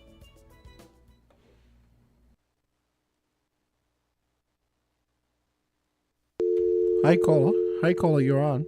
Okay, let's go to the other line. Caller, you're on. Go right ahead. Voices. Hi, James. I'm back. Hey, what's up? Yeah. I myself I had privy to Dwyer's commentary, and so much has been said. There's a lot there that we can chew on, and I don't know what it really takes for I myself in the business, I'm a member of the taxi fraternity, albeit I'm a freelance, but I lend my voices, I lend my solidarity from time to time. But I see myself as a partner who partners with other partners, like, for instance, it's Tourism Authority. We are all partners in this thing. We want to see this thing happen. And it's so challenging because on the heel of all of this, I woke up this morning to hear the news about the fire at the Four Seasons, one of our acclaimed hotels. And that's the type of challenges. So, and government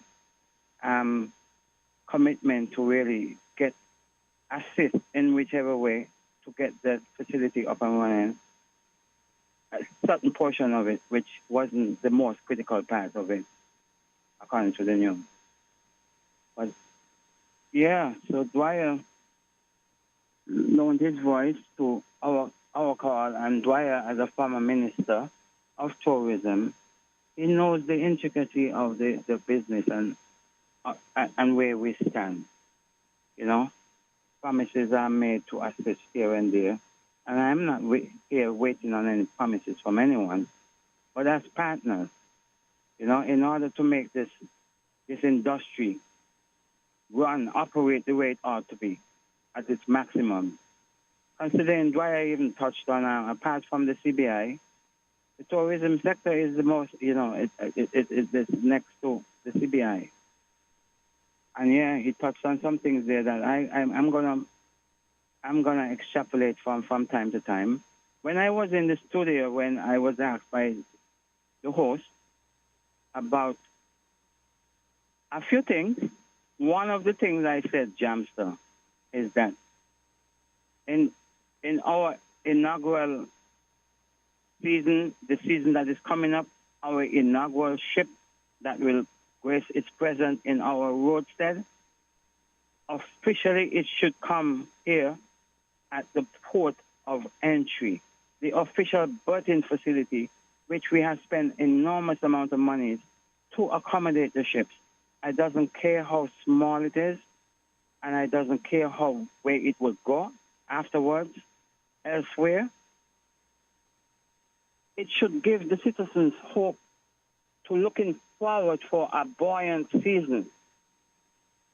Give us this assurance that there is a ship in our roadstead, there is a ship in our town. Sometimes the ship like the last one, the first one, today there's a mine ship in town, the German ship. There were two yesterday, and there was one on the Saturday. Okay, I said the fifth ship, the first ship, today is the fifth. And hardly anyone knew that there was a ship in town to say, well, greet us, welcome us with the opening of a new cruise ship season. And I say that ship should be down there at least for a moment. It used to be where persons would have disembarked and gone on other tours. And then it would go up to Friars Bay. I had a conversation yesterday with some taxi guys, and they thought that I was a coward to say where, to be specific. I am not a coward. I'm not afraid. I'm a diplomat. And I have to craft my words wisely. I'm not afraid of no one. I have millions of my ancestors that say to me, speak the truth. And once you speak the truth, don't worry. So I'm assured of that. And so back to what Dwyer is saying, there's so many injustices. Dwyer has said it. Even in the little parking space in the circus, you'll find other guys, they'll have a tea, yes, but they don't come to apply the trade. They're going on a 9 to 5 and would occupy that little space there. Even knowing where most of our elder taximen would have been and wanted to eke out a little thing, because some of them would be eased out and brushed aside by the way how it's done on the port. Some of them would say, well, let me settle here in the circus, and were not able to do so because those spaces would be occupied with persons who go on a 9 to 5. Mind you, they have a tea, but come on, be reasonable. You're going on a 9 to 5, you're sure every month you're getting your salary, and persons who try to eke out a little something, you only want to occupy the space. Come on, where is your sense of solidarity with the industry and our elders, those who have paved the way for us? So there's a lot to glean from it, but I just feel like any inaugural ship comes to our port, it should be welcome down at our official port of entry, and then it can make itself elsewhere. And I beg to differ with others who are going to say that it's a small ship. Yes, it's a small ship, but it's the first one. And it should give an assurance that we are about to start the season and give assurance to all and sundry, because so many of us depend on the ships. So that's my 2 cents for now. And okay. I'm going to continue on this conversation. I heard other taximen out there, they're listening, and they might want to weigh in on what they have extrapolated from direct players for me.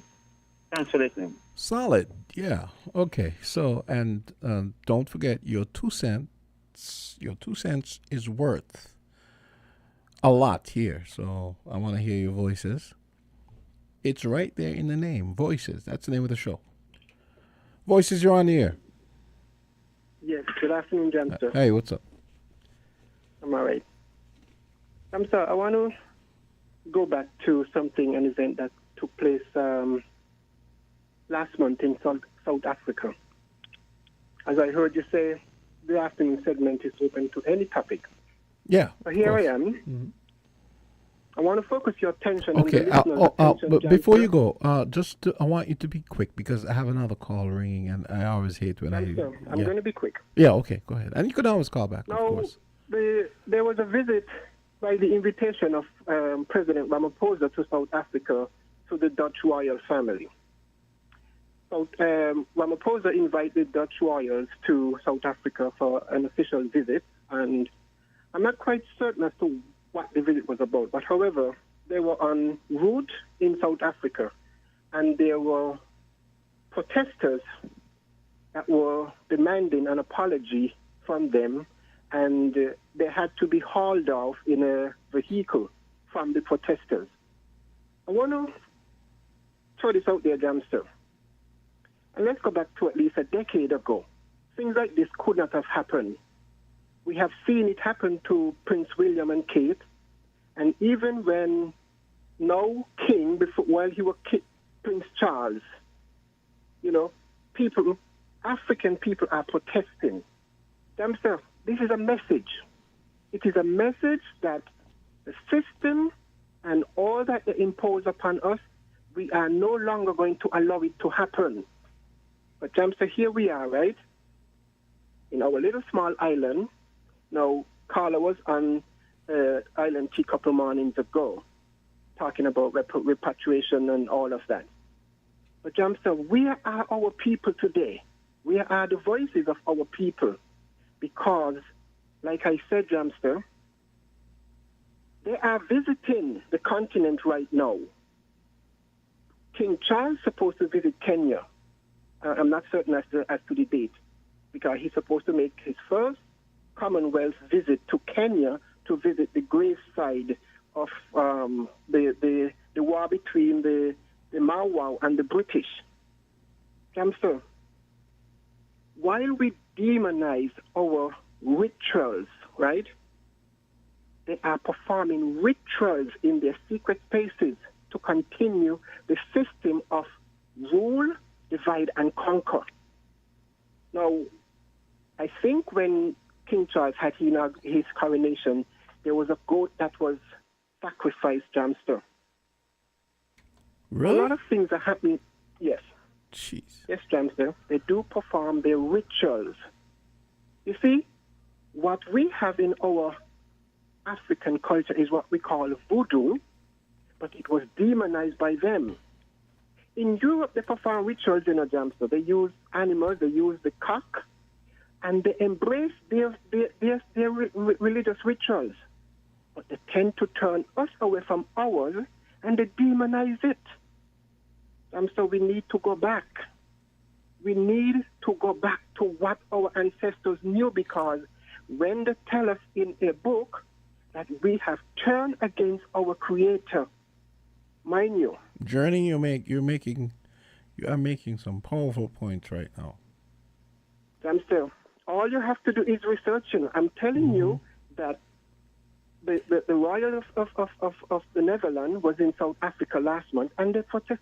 Now, Jamster, when I was in school, when the late Queen used to come here, we used to line up to meet her. Now, what if one of them used to come here and we protest? What are they going to do to us, Jamster? They can't do anything to us. I'll tell you something. Because we are, you see? I'll tell you something, Journey. About a few years ago, there's no calls at the moment. A few years ago, I think it was Prince Charles or William or one of them thing, and I remember I told my wife to find out if the school was planning to send the kids to wave flag, and I said, if they are doing that, my daughter is not doing that. She's staying home. Jamster, you see, I have said before, right, and I'm going to say it again. This language that we are speaking is a spell-casting language. Look at us, Jamster. I am talking about Africans globally. Look at us. We have learned French. We have learned Spanish. We have learned Mandarin. We want to learn everything outside of us. Now, if you want to talk about technology, Jamster, well, let us examine technology. What does technology do for us, Jamster? Has it make us any better? Because we are killing ourselves more in so many ways under technology. They are now moving into AI. One of the reasons why, Jamster, they are moving into AI is because they cannot control our minds anymore. We are waking up, Jamster. So they're putting us under AI, artificial intelligence, and that's the way that they're moving to. But yet we are captivated by it because our people, in as much as technology seems attractive, but I don't know if you're following me here. Yeah, oh, absolutely, I'm with you. Johnny, call me back. No, I have another call coming in. Okay, here. let me finish up. Yeah, you could always. I just want to say, right? Okay. We couldn't have been reacting this way a decade ago to them, Jamster. So we are waking up, and we need to be Jamster, and get away. Am I on it? Yeah, you're on still. Yeah. But we hurry up need to because get away I have a again. caller. Yeah. Quickly, Jamster. We need to get away from going along to get along, Jamster. Thank you for hearing me. Yeah, I agree. Okay, caller, just call back. You'll be good. Just call me back. And for some more context on what Journey was saying about okay, let's go back to the phone lines. Voices, you're on the air. Hello, Voices, you are on the air. Greetings. Hey, what's up? Please be brief. I have getting a lot of calls. Yeah, go ahead. Huh? I was saying I have a lot of calls here, so go ahead. Yeah, I just want to make a small comment on what Doyle was saying, you know. We're talking about basically having the taxi business cater for a specific set of taxi drivers, right? It's the more learned one, right?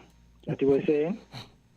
No, I wouldn't say. Well, I wouldn't put it the more learned one because that has a particular connotation.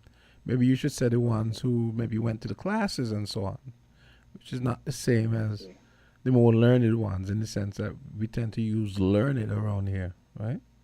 I think what he means is maybe the people who are actively practicing. Maybe they went to the courses. They re-up their license every time they show up at the workshops when they come up. That kind of thing. That makes sense to me. As opposed to the ones that just come.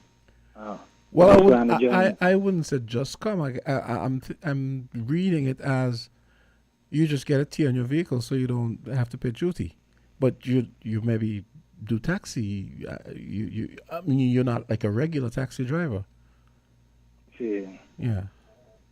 Yeah, I ain't really getting the idea and coming to so clearly, you know. Mm-hmm. But what I would say, you know, I mean, when it comes down to like the daily bread, you know, honest living, you know, I think, you know, man gotta respect it, you know. 'Cause if a man trying out there, you know, you can't really like come up with too much classes to class out a man, you know, because every man got a responsibility. True, but at the same time you need. I would say the guy who went to the classes and know everything. Why not share some of what he know with the guy where he know as much as he, you know, so you make the thing level across the board. You know what I mean? Strength to strength gonna pull. It make no sense to class out and say, well, boy, you can't come in because of this, blah, blah, boom. You know what I mean? Yeah. Yeah, because we need each other. You know. Okay, caller. I have some more calls coming in here. So I'm gonna move on. Yeah. Okay. You can always call back. Voices, you're on the air. Good day. Hey, what's up? Yeah. About the tourism first. And Dwyer highlighted some issues that absolutely need to be addressed. There are some other issues as well. The thing is, you can't just look at one aspect of tourism because they're all basically work in synergy. You know, they're all related to each other. We don't want, for instance, that we have a huge increase in airlift, and then people come and are disappointed, whether by their experience or what they see, or generally they stay on the island. And there are a number of different things that absolutely need to be done. I think I made reference some time ago about, for instance, the golf course, where it needed a lot of work on it. I don't think that has been done. Okay, they've done. There was a water break there, and they probably fixed the break, but left the turf in a terrible condition. I mean, things like that can lead to people being disappointed. And like I said before, apparently someone calling for their money back, right? We don't want things like that. Or beaches need looking after. You know, there are things that really we should have done in advance of the beginning of the season to make the place look much more presentable. I noted that St. Martin, for instance, even though it's such an old destination, they're enhancing their product. I just saw them started doing work on an underwater museum, something like what Grenada has, right? And that's what we need to do. We need to increase our attractions, make people who may be returning have something different to go and see, and so on, right? I think I made the point about Orlando. Every year is some new attraction. That's what you have to keep doing. And I don't think we're doing that to enhance our tourism product. I don't know. But it might not be for lack of trying, though, right? I mean, because look at it this way: if maybe the government or some entrepreneur here approached someone about doing something and they declined, they might not come forward and say, "Well, I tried to do this," and the person I approached said no. So there's always a chance that there's been outreach about doing certain things, and which speaks to your point that if they said no, it could be because maybe the investors thought the destination was lacking in some way. Well, that's the other thing, eh? Mm-hmm. Because I read something there where St. Lucia was boasting that they, in the 2 years of the peer government, they have attracted $2 billion in investment. Okay, new investment. Marriott is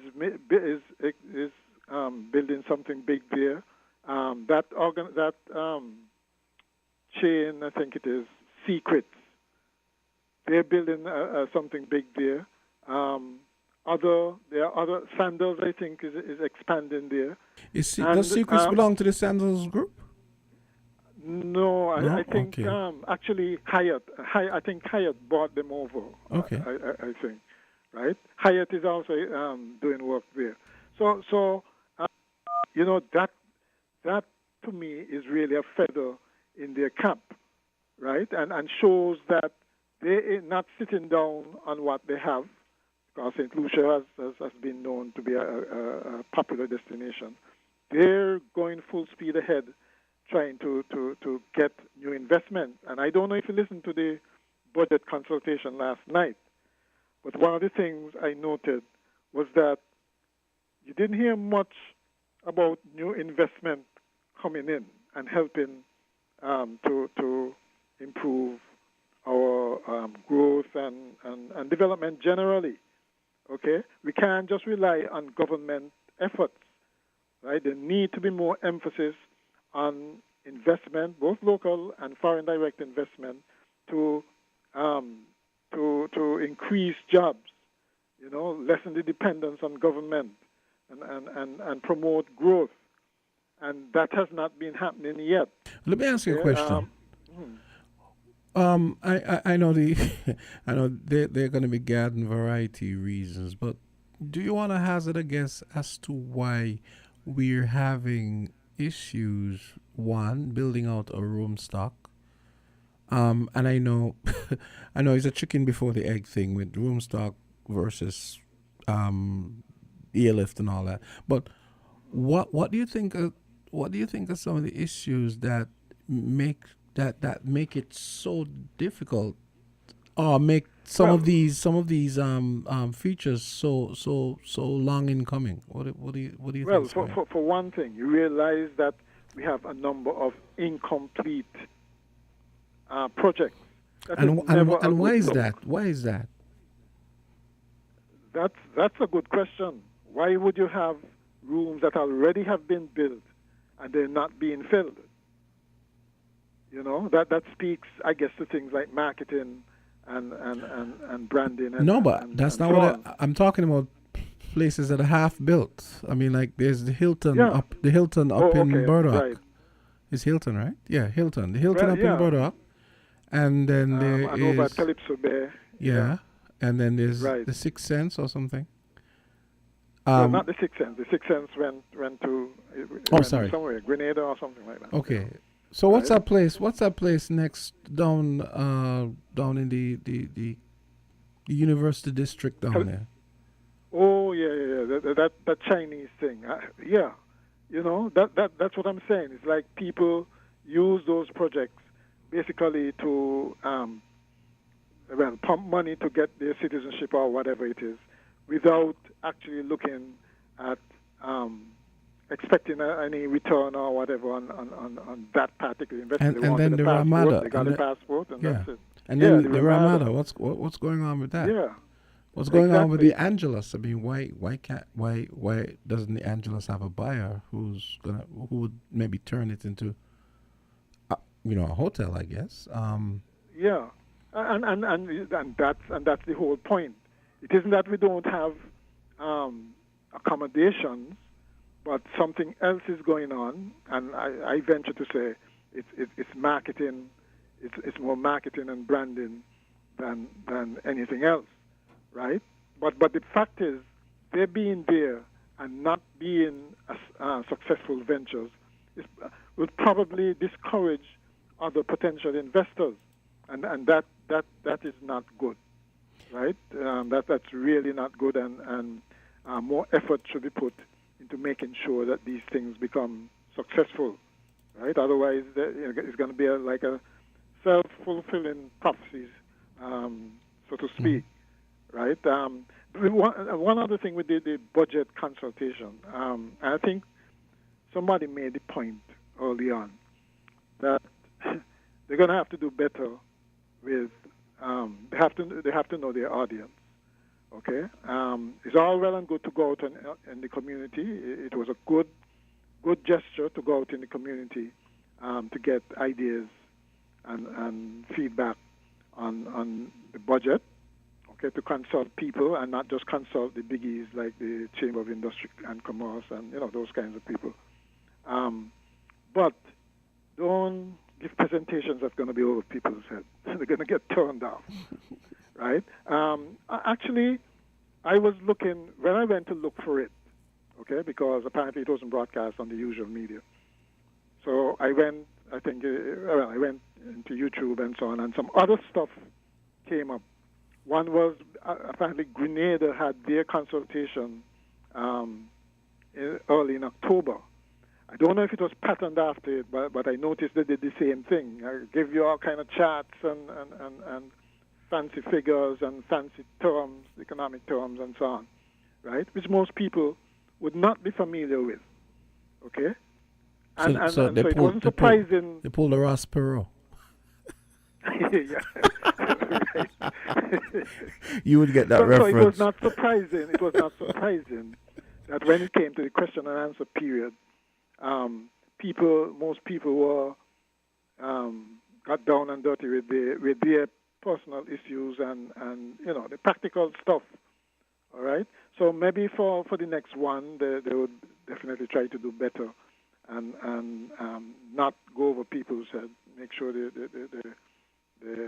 know their audience well and speak to them so that they can at least give their point of view of how whatever budget is presented, how it would affect them, and say for instance that we need less taxes on whatever it is. This morning when in the farmers report came in, for instance, they were making a point about the concessions that they get vis-a-vis, compared to the hotel sector. Things like that, I think is something good to bring up at a consultation like that. And this morning, did you hear him say that a farmer who is assigned 1.5 acres can get duty-free or is supposed to get duty-free concessions on a vehicle, a pickup or something like that? Can't be 1.5 I acres. don't know. What can 1.5 acres do? Yeah, there you go. Yeah, there you go. If that's what he said, but yeah. Yeah, that's what he said, and I was shocked. I mean, how can somebody make a living on 1.5 acres? That's virtually impossible. So I mean, things like these, I think they need to look at, right? Okay, but definitely, yeah. I have a caller, but basically, I was saying, yeah, sure. Yes, you have to look more closely at the priorities when we're doing these things. Absolutely. Okay. Yeah, okay, Right. great. Okay. Yeah, okay. So I think I lost that call. So let's take a quick break and we're gonna come back and continue taking your calls. It's 106. We're different. We're 98.9. 98.9. Win FM. Riddle this, riddle that. Horseman's Furniture and Appliances and Ashley Furniture Home Store is again giving away hundreds of thousands of dollars in cash back for free groceries with every hire purchase. Will be given back this coupon season. Happening now. Hundreds of thousands of dollars in cash back coupons to all our hire purchase customers this coupon season. Starting now until December 2023. You get absolutely free groceries with every hire purchase at our Horseman's Furniture and Appliances stores on St. Kitts Nevis and our Ashley Home Store on St. Kitts. So riddle this. Where can you get quality furniture and appliances at great prices with a flexible FlexPlay plan and with absolutely free groceries with every hire purchase? Riddle that. Cashback at Horseman's Furniture and Appliances on St. Kitts Nevis and our Ashley Home Store on St. Kitts. Riddle this, riddle that. Horseman's Furniture and Appliances and Ashley Furniture Home Store is giving you over $250,000 in cashback and a chance to win free groceries for a year. Riddle that cashback. Terms and conditions apply. See store for details. Here are your Horseman's Value Mart IGA specials. Running October 19 to November 1st. The more you shop, the more you save. In October, get double points on dairy and grocery non-food items. Now, our Value Club Blue Tag specials.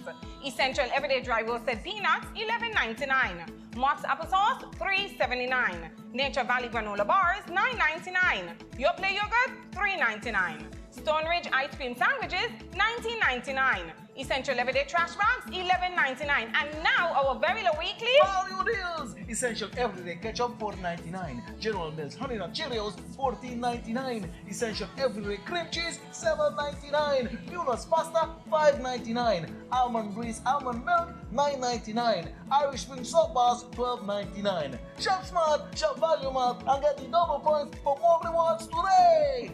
Continuamos en el mes de octubre con los puntos dobles y las recompensas. Sea listo y haga sus compras aquí en Value Mart. And we are back. I'm going to go straight back to the phone lines. Caller, okay. It looks like I missed that call. I was trying to get back to take that call. It's 9 minutes after 1 o'clock. Back to the phones. Caller, go right ahead. Jumpster. Hey. Quickly. Now, I find it, I don't know. I find it interesting that you sometimes say you're trying to tell the person on the line that you have other calls coming in, but somehow McMahon seems to take up a duration of time and there's no call coming in. Yeah, well, what happened was, there was a call coming in about maybe 20 seconds before he came off, right? And that's when I told him, okay, and then when he went off, I clicked and there was no one there. Yeah, okay, so, all right. It's a tightrope. No, it's a tightrope. No conspiracy.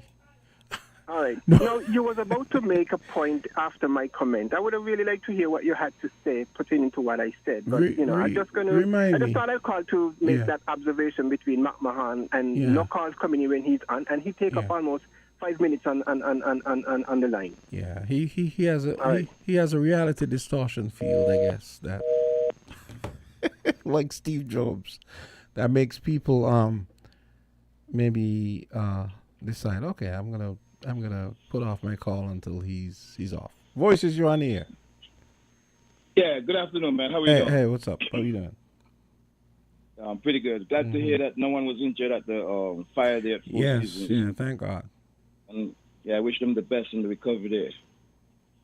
Yeah, my thing is directly. I'm going to go straight to the renewable energy. Mm-hmm.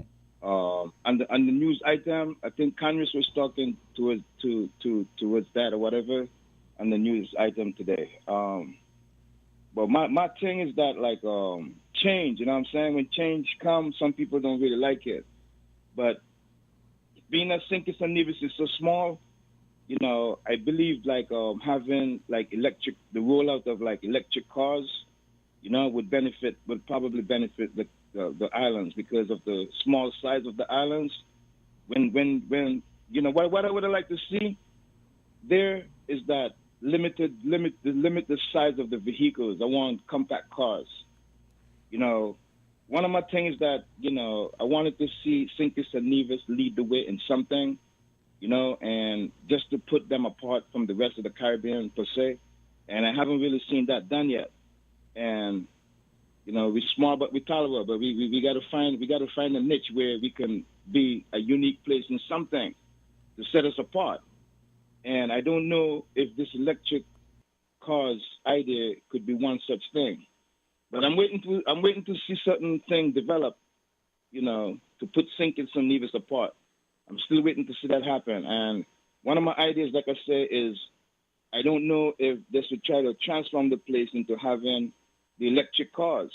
Because what I'm driving at is that because of the fact that we're small, when you charge these cars overnight, right, and you get these batteries of the cars charged up, right, they're gonna run for a long time. Being that the islands are small, you get my point? Yeah, I've thought about that actually. I've done thought experiments about having an electric car, and given the much shorter distances here, I figured that could really work out to our advantage. Yeah.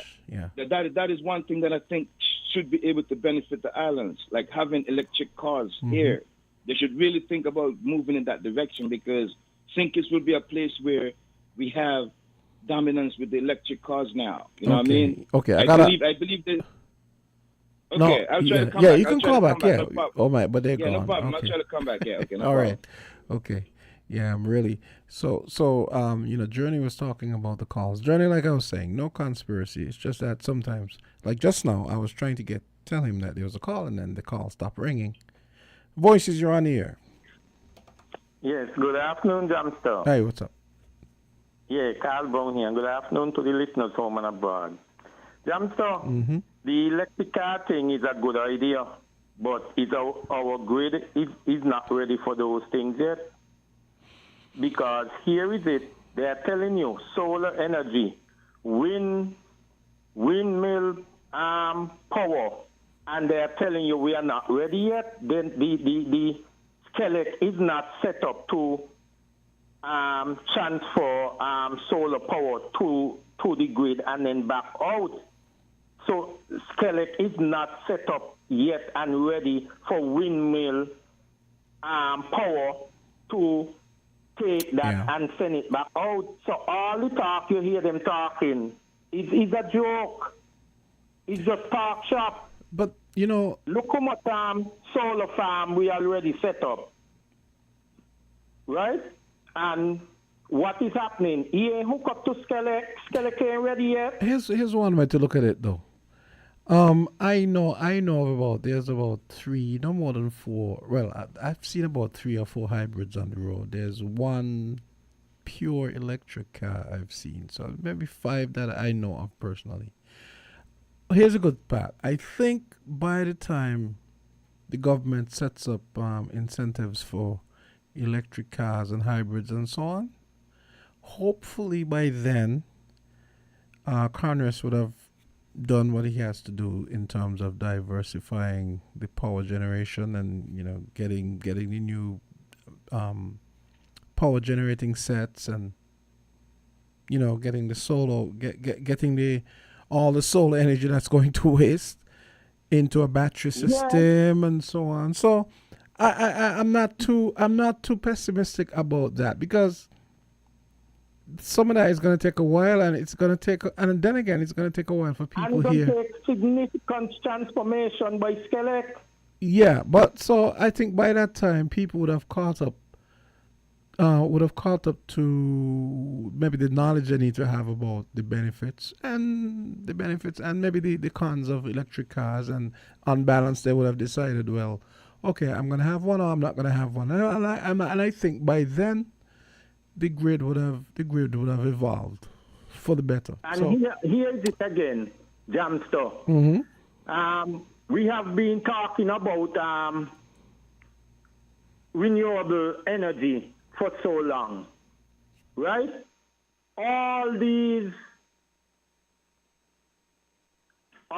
people are going off to study and getting all these scholarships. You hear anybody getting any scholarship? You hear sending off anybody to study renewable energy so that when the next year or two they find it in need, which we have our own people here, that we don't have to import people and pay them all at 20 and 40,000 US a month and housing and give them a vehicle and all kind of incentive. Why don't we send off our people now to start studying in those universities that deal with that, and even to some of these islands who already set up with renewable energy, so that in a year or two, in 3 years or whatever, by the time we have found that in Nevis, we would have our own engineers who will locally transfer it from Nevis to St. Kitts, St. Martin and other places, and then to bring in a company to go pay millions of US dollars. Well, how come nobody going after that? Well, I can It's tell very you. few. I can tell you. No, I can tell you that there is an electrical engineer who just completed some training in that, so you don't have to worry. Trust me. And there are gonna be other people.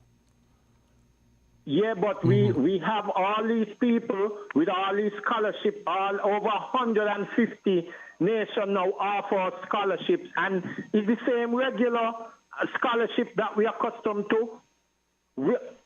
Here is it again. I keep saying to them, I think 1 or 2 persons now have taken up the thing. Where is when and how our people are going off to study hospital and forensic pathologists, and let us stop bringing people from all over the world. That we will have our own here.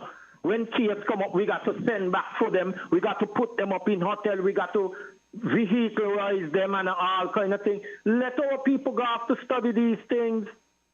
I agree, but Carl, Right? you can't force people. Listen, everybody wants to be a lawyer and a business major. I think we have a glut. Yeah, and an engineer and a financer. And these jobs pay you way more money, and these jobs don't have no date on them for you to say, well, you're 60 now, so go home. Or when you're 78, you could be doing these jobs if you're able still.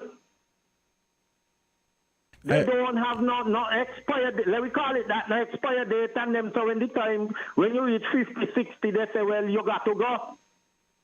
I'm gone. Yeah, okay.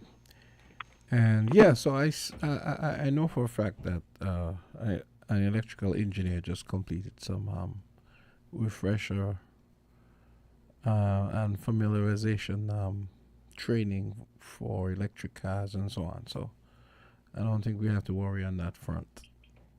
We need more, of course. Voices, you're on the air. Good afternoon. Good afternoon. How are you doing? I'm okay. Oh, hey, how are you doing? I see you're busy all afternoon, man. I heard you this morning, but I dozed off. I got 3 hours sleep this morning, and I'm doing the most. Yeah, I'm doing the most today. Better You know? 3 good ones than 3 bad ones. Yeah. And I heard my good friend Journey protesting. Good afternoon, Journey. I was told this morning that there was a landslide in Phillips Village. I didn't hear it on the news. Really? So Yeah. Okay. I was told, the person told me they saw a picture of the landslide or land slippage in Phillips Village where a high power wire fell on a vehicle. Wow. I listened to all the station, I didn't hear anything. So maybe Kevin and them could check it out. Okay. But I know there was a landslide some time ago. Don't you recall up in Phillips's? Where there was the land slippage, I think by the roads or something. So I said, that's interesting. Yeah, I'm here checking my phone to see if anyone sent me. Well, with the 4-season fire, thank God it was the way it was, eh? Because sometimes we don't see it so. Yeah. Better there than anywhere else. Exactly. I mean, Because I am thinking it might be in a separate building. yes, a separate building. Over there is Right, over there has a kind of it will be near the golf course. Yeah, over there has a kind of distributed setup. So it's not like Marriott where you have this one gigantic building with almost everything in it. It's a lot Marriott more. has apartments too, you know. Yeah. So Four Seasons have some too. Four Seasons Estate. Mm-hmm. So I was wondering what was the cause. Yeah. No, I was surprised to hear that they had their town hall meeting last night. Where? Who had a town hall meeting? And that McMahon was saying the budget discussion. Oh, I didn't. For some reason, I thought he. Oh, they had a town hall meeting. I didn't even know that. That's what I understood. That's what McMahon was saying. Okay, I have to look into that. And it was over the head of the people, and when they finished making their nice financial presentation, the people were talking about what they came to say. Okay. And he was even saying he wasn't on ZIZ, so when they're going to have the next one, don't you find that curious? Don't you find that curious? Yeah, because I mean, like for example, I didn't know they had the House of Assembly on Monday. Was it Monday? So I said, wait, can you tell me he was looking for it, and so. Why would you have a town hall meeting that nobody knows and it's not? I mean, that's I like. suppose the people in the constituency, maybe they know. Maybe yeah, no, eight. but I mean, don't you find that curious? I mean, if the British government was doing something, wouldn't it be odd if it wasn't on the BBC? Let's say if they were doing a town hall meeting about, let's say, hey, maybe we should rejoin the EU. That's something important, right? Similarly, our budget is important. Isn't it odd that they wouldn't have it on the radio? That's just strange to me. Don't you agree? And by the way, October budget finished, Are you aware of it? The budget already made, Okay, so what was the point of the town hall meeting that nobody knew about? Well, what you would like to see put in. You understand what I'm saying? Mm-hmm. October is when they do budget. The budget is finished. Maybe they say, this is what we plan. Do you have any other ideas? And so that they could say, it's like when they're having things, we had consultation with this and consultation with that. When in truth and in fact, people say, well, they see nothing. The point is, October is budget month. You know that this reminds me of? This reminds me of when I think when Hillary Clinton was running and somebody else was running. Oh, Hillary Clinton and running, and Bernie Sanders was running. And for some strange reason, the DNC, I think they had a debate which no one was carrying, at least none of the big networks. And we all knew what was going on. They were trying to tilt the scales in favor of Hillary Clinton. And then they did a bunch of things. Those are political games. That is games. Yeah, playing, so I mean, if you're gonna have consultations about the budget, if as you're saying after you start working the exactly, budget. if you're gonna do it after the budget is maybe all but finished, what's the point? And then it's not on ZIZ. That's very strange to me. Someone needs to explain that. They are poor woman. They're talking so what business? Yeah, someone needs to explain how that works. Yeah, I mean, I heard already with this thing on Freedom as a young lady. You don't think you could make a better contribution to the country development? You're not even promoting partnership like marriage. How to have sex, I mean, really? In this day and age, we have got to understand that while you may be trained in it, we don't need it down here. We need somebody to encourage having stable homes. God, this morning I was trying to call him when they were talking about the women getting the homes and stuff like that, the gender story. Yeah. Mm-hmm. And I have said a long time ago, when you keep giving women alone the houses, you're only increasing poverty. How so? Because, I have a woman who before lived in a cheaper house with children who she may or may not get support for, now placed in a house that she can't afford to pay for. And it would have been better if she and her boyfriend or husband. 'Cause I don't believe in shacking up, But that's my Christian principle. But they would be able to put their money together, because a lot of them sometimes they take them out from places where they were already dwelling with somebody. So the man, well, he don't have the mortgage. His name is not up at NHC. Sometimes we don't think, We mean well, you could mean well, but the Bible said, don't let your good be evil spoken now. To put the increase in poverty, because the man poor, the woman poor, you put them together, the penny and the penny make 2 pennies. So sometimes they need to take a look at it. And we need to promote marriage. Because there's no stability outside of a visiting relationship. No, so let me send a message to whoever, the Ministry of Finance. Please, as he said, they were talking over the head of the people. I don't know if you recall when they were about to give the bank, or they had given the bank the land. Dr. Douglas and my good farmer worker, Hillary, and they went around with all kind of chat. And I could easily say, poor people, they're not accustomed to read charts or nothing. You hand the land over, we're talking about land use. Where is the land? What land you give? The land you give to the bank. What will it be used for?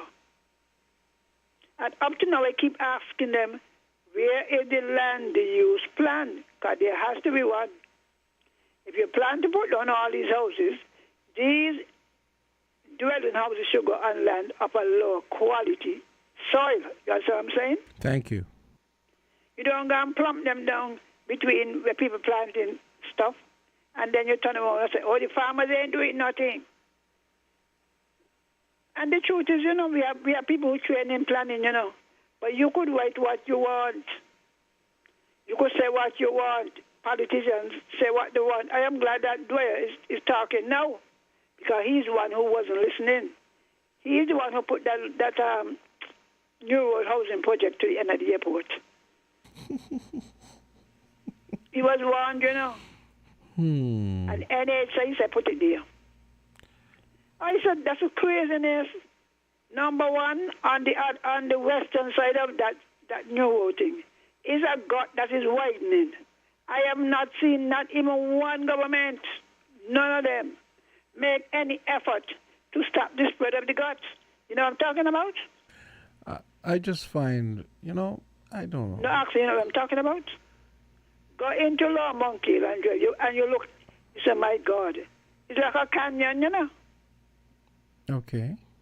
And it keeps widening because there's nothing to hold back the water that comes on the gut. So so one of these days, maybe when our children think we're buying land.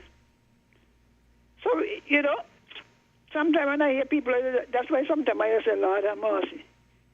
Hindsight, they say, better than foresight. You say, go? Or foresight than hindsight. Some of us have a lot of hindsight. No planning. And when you talk, Miss Henry, unlike some people I know I'm talking about.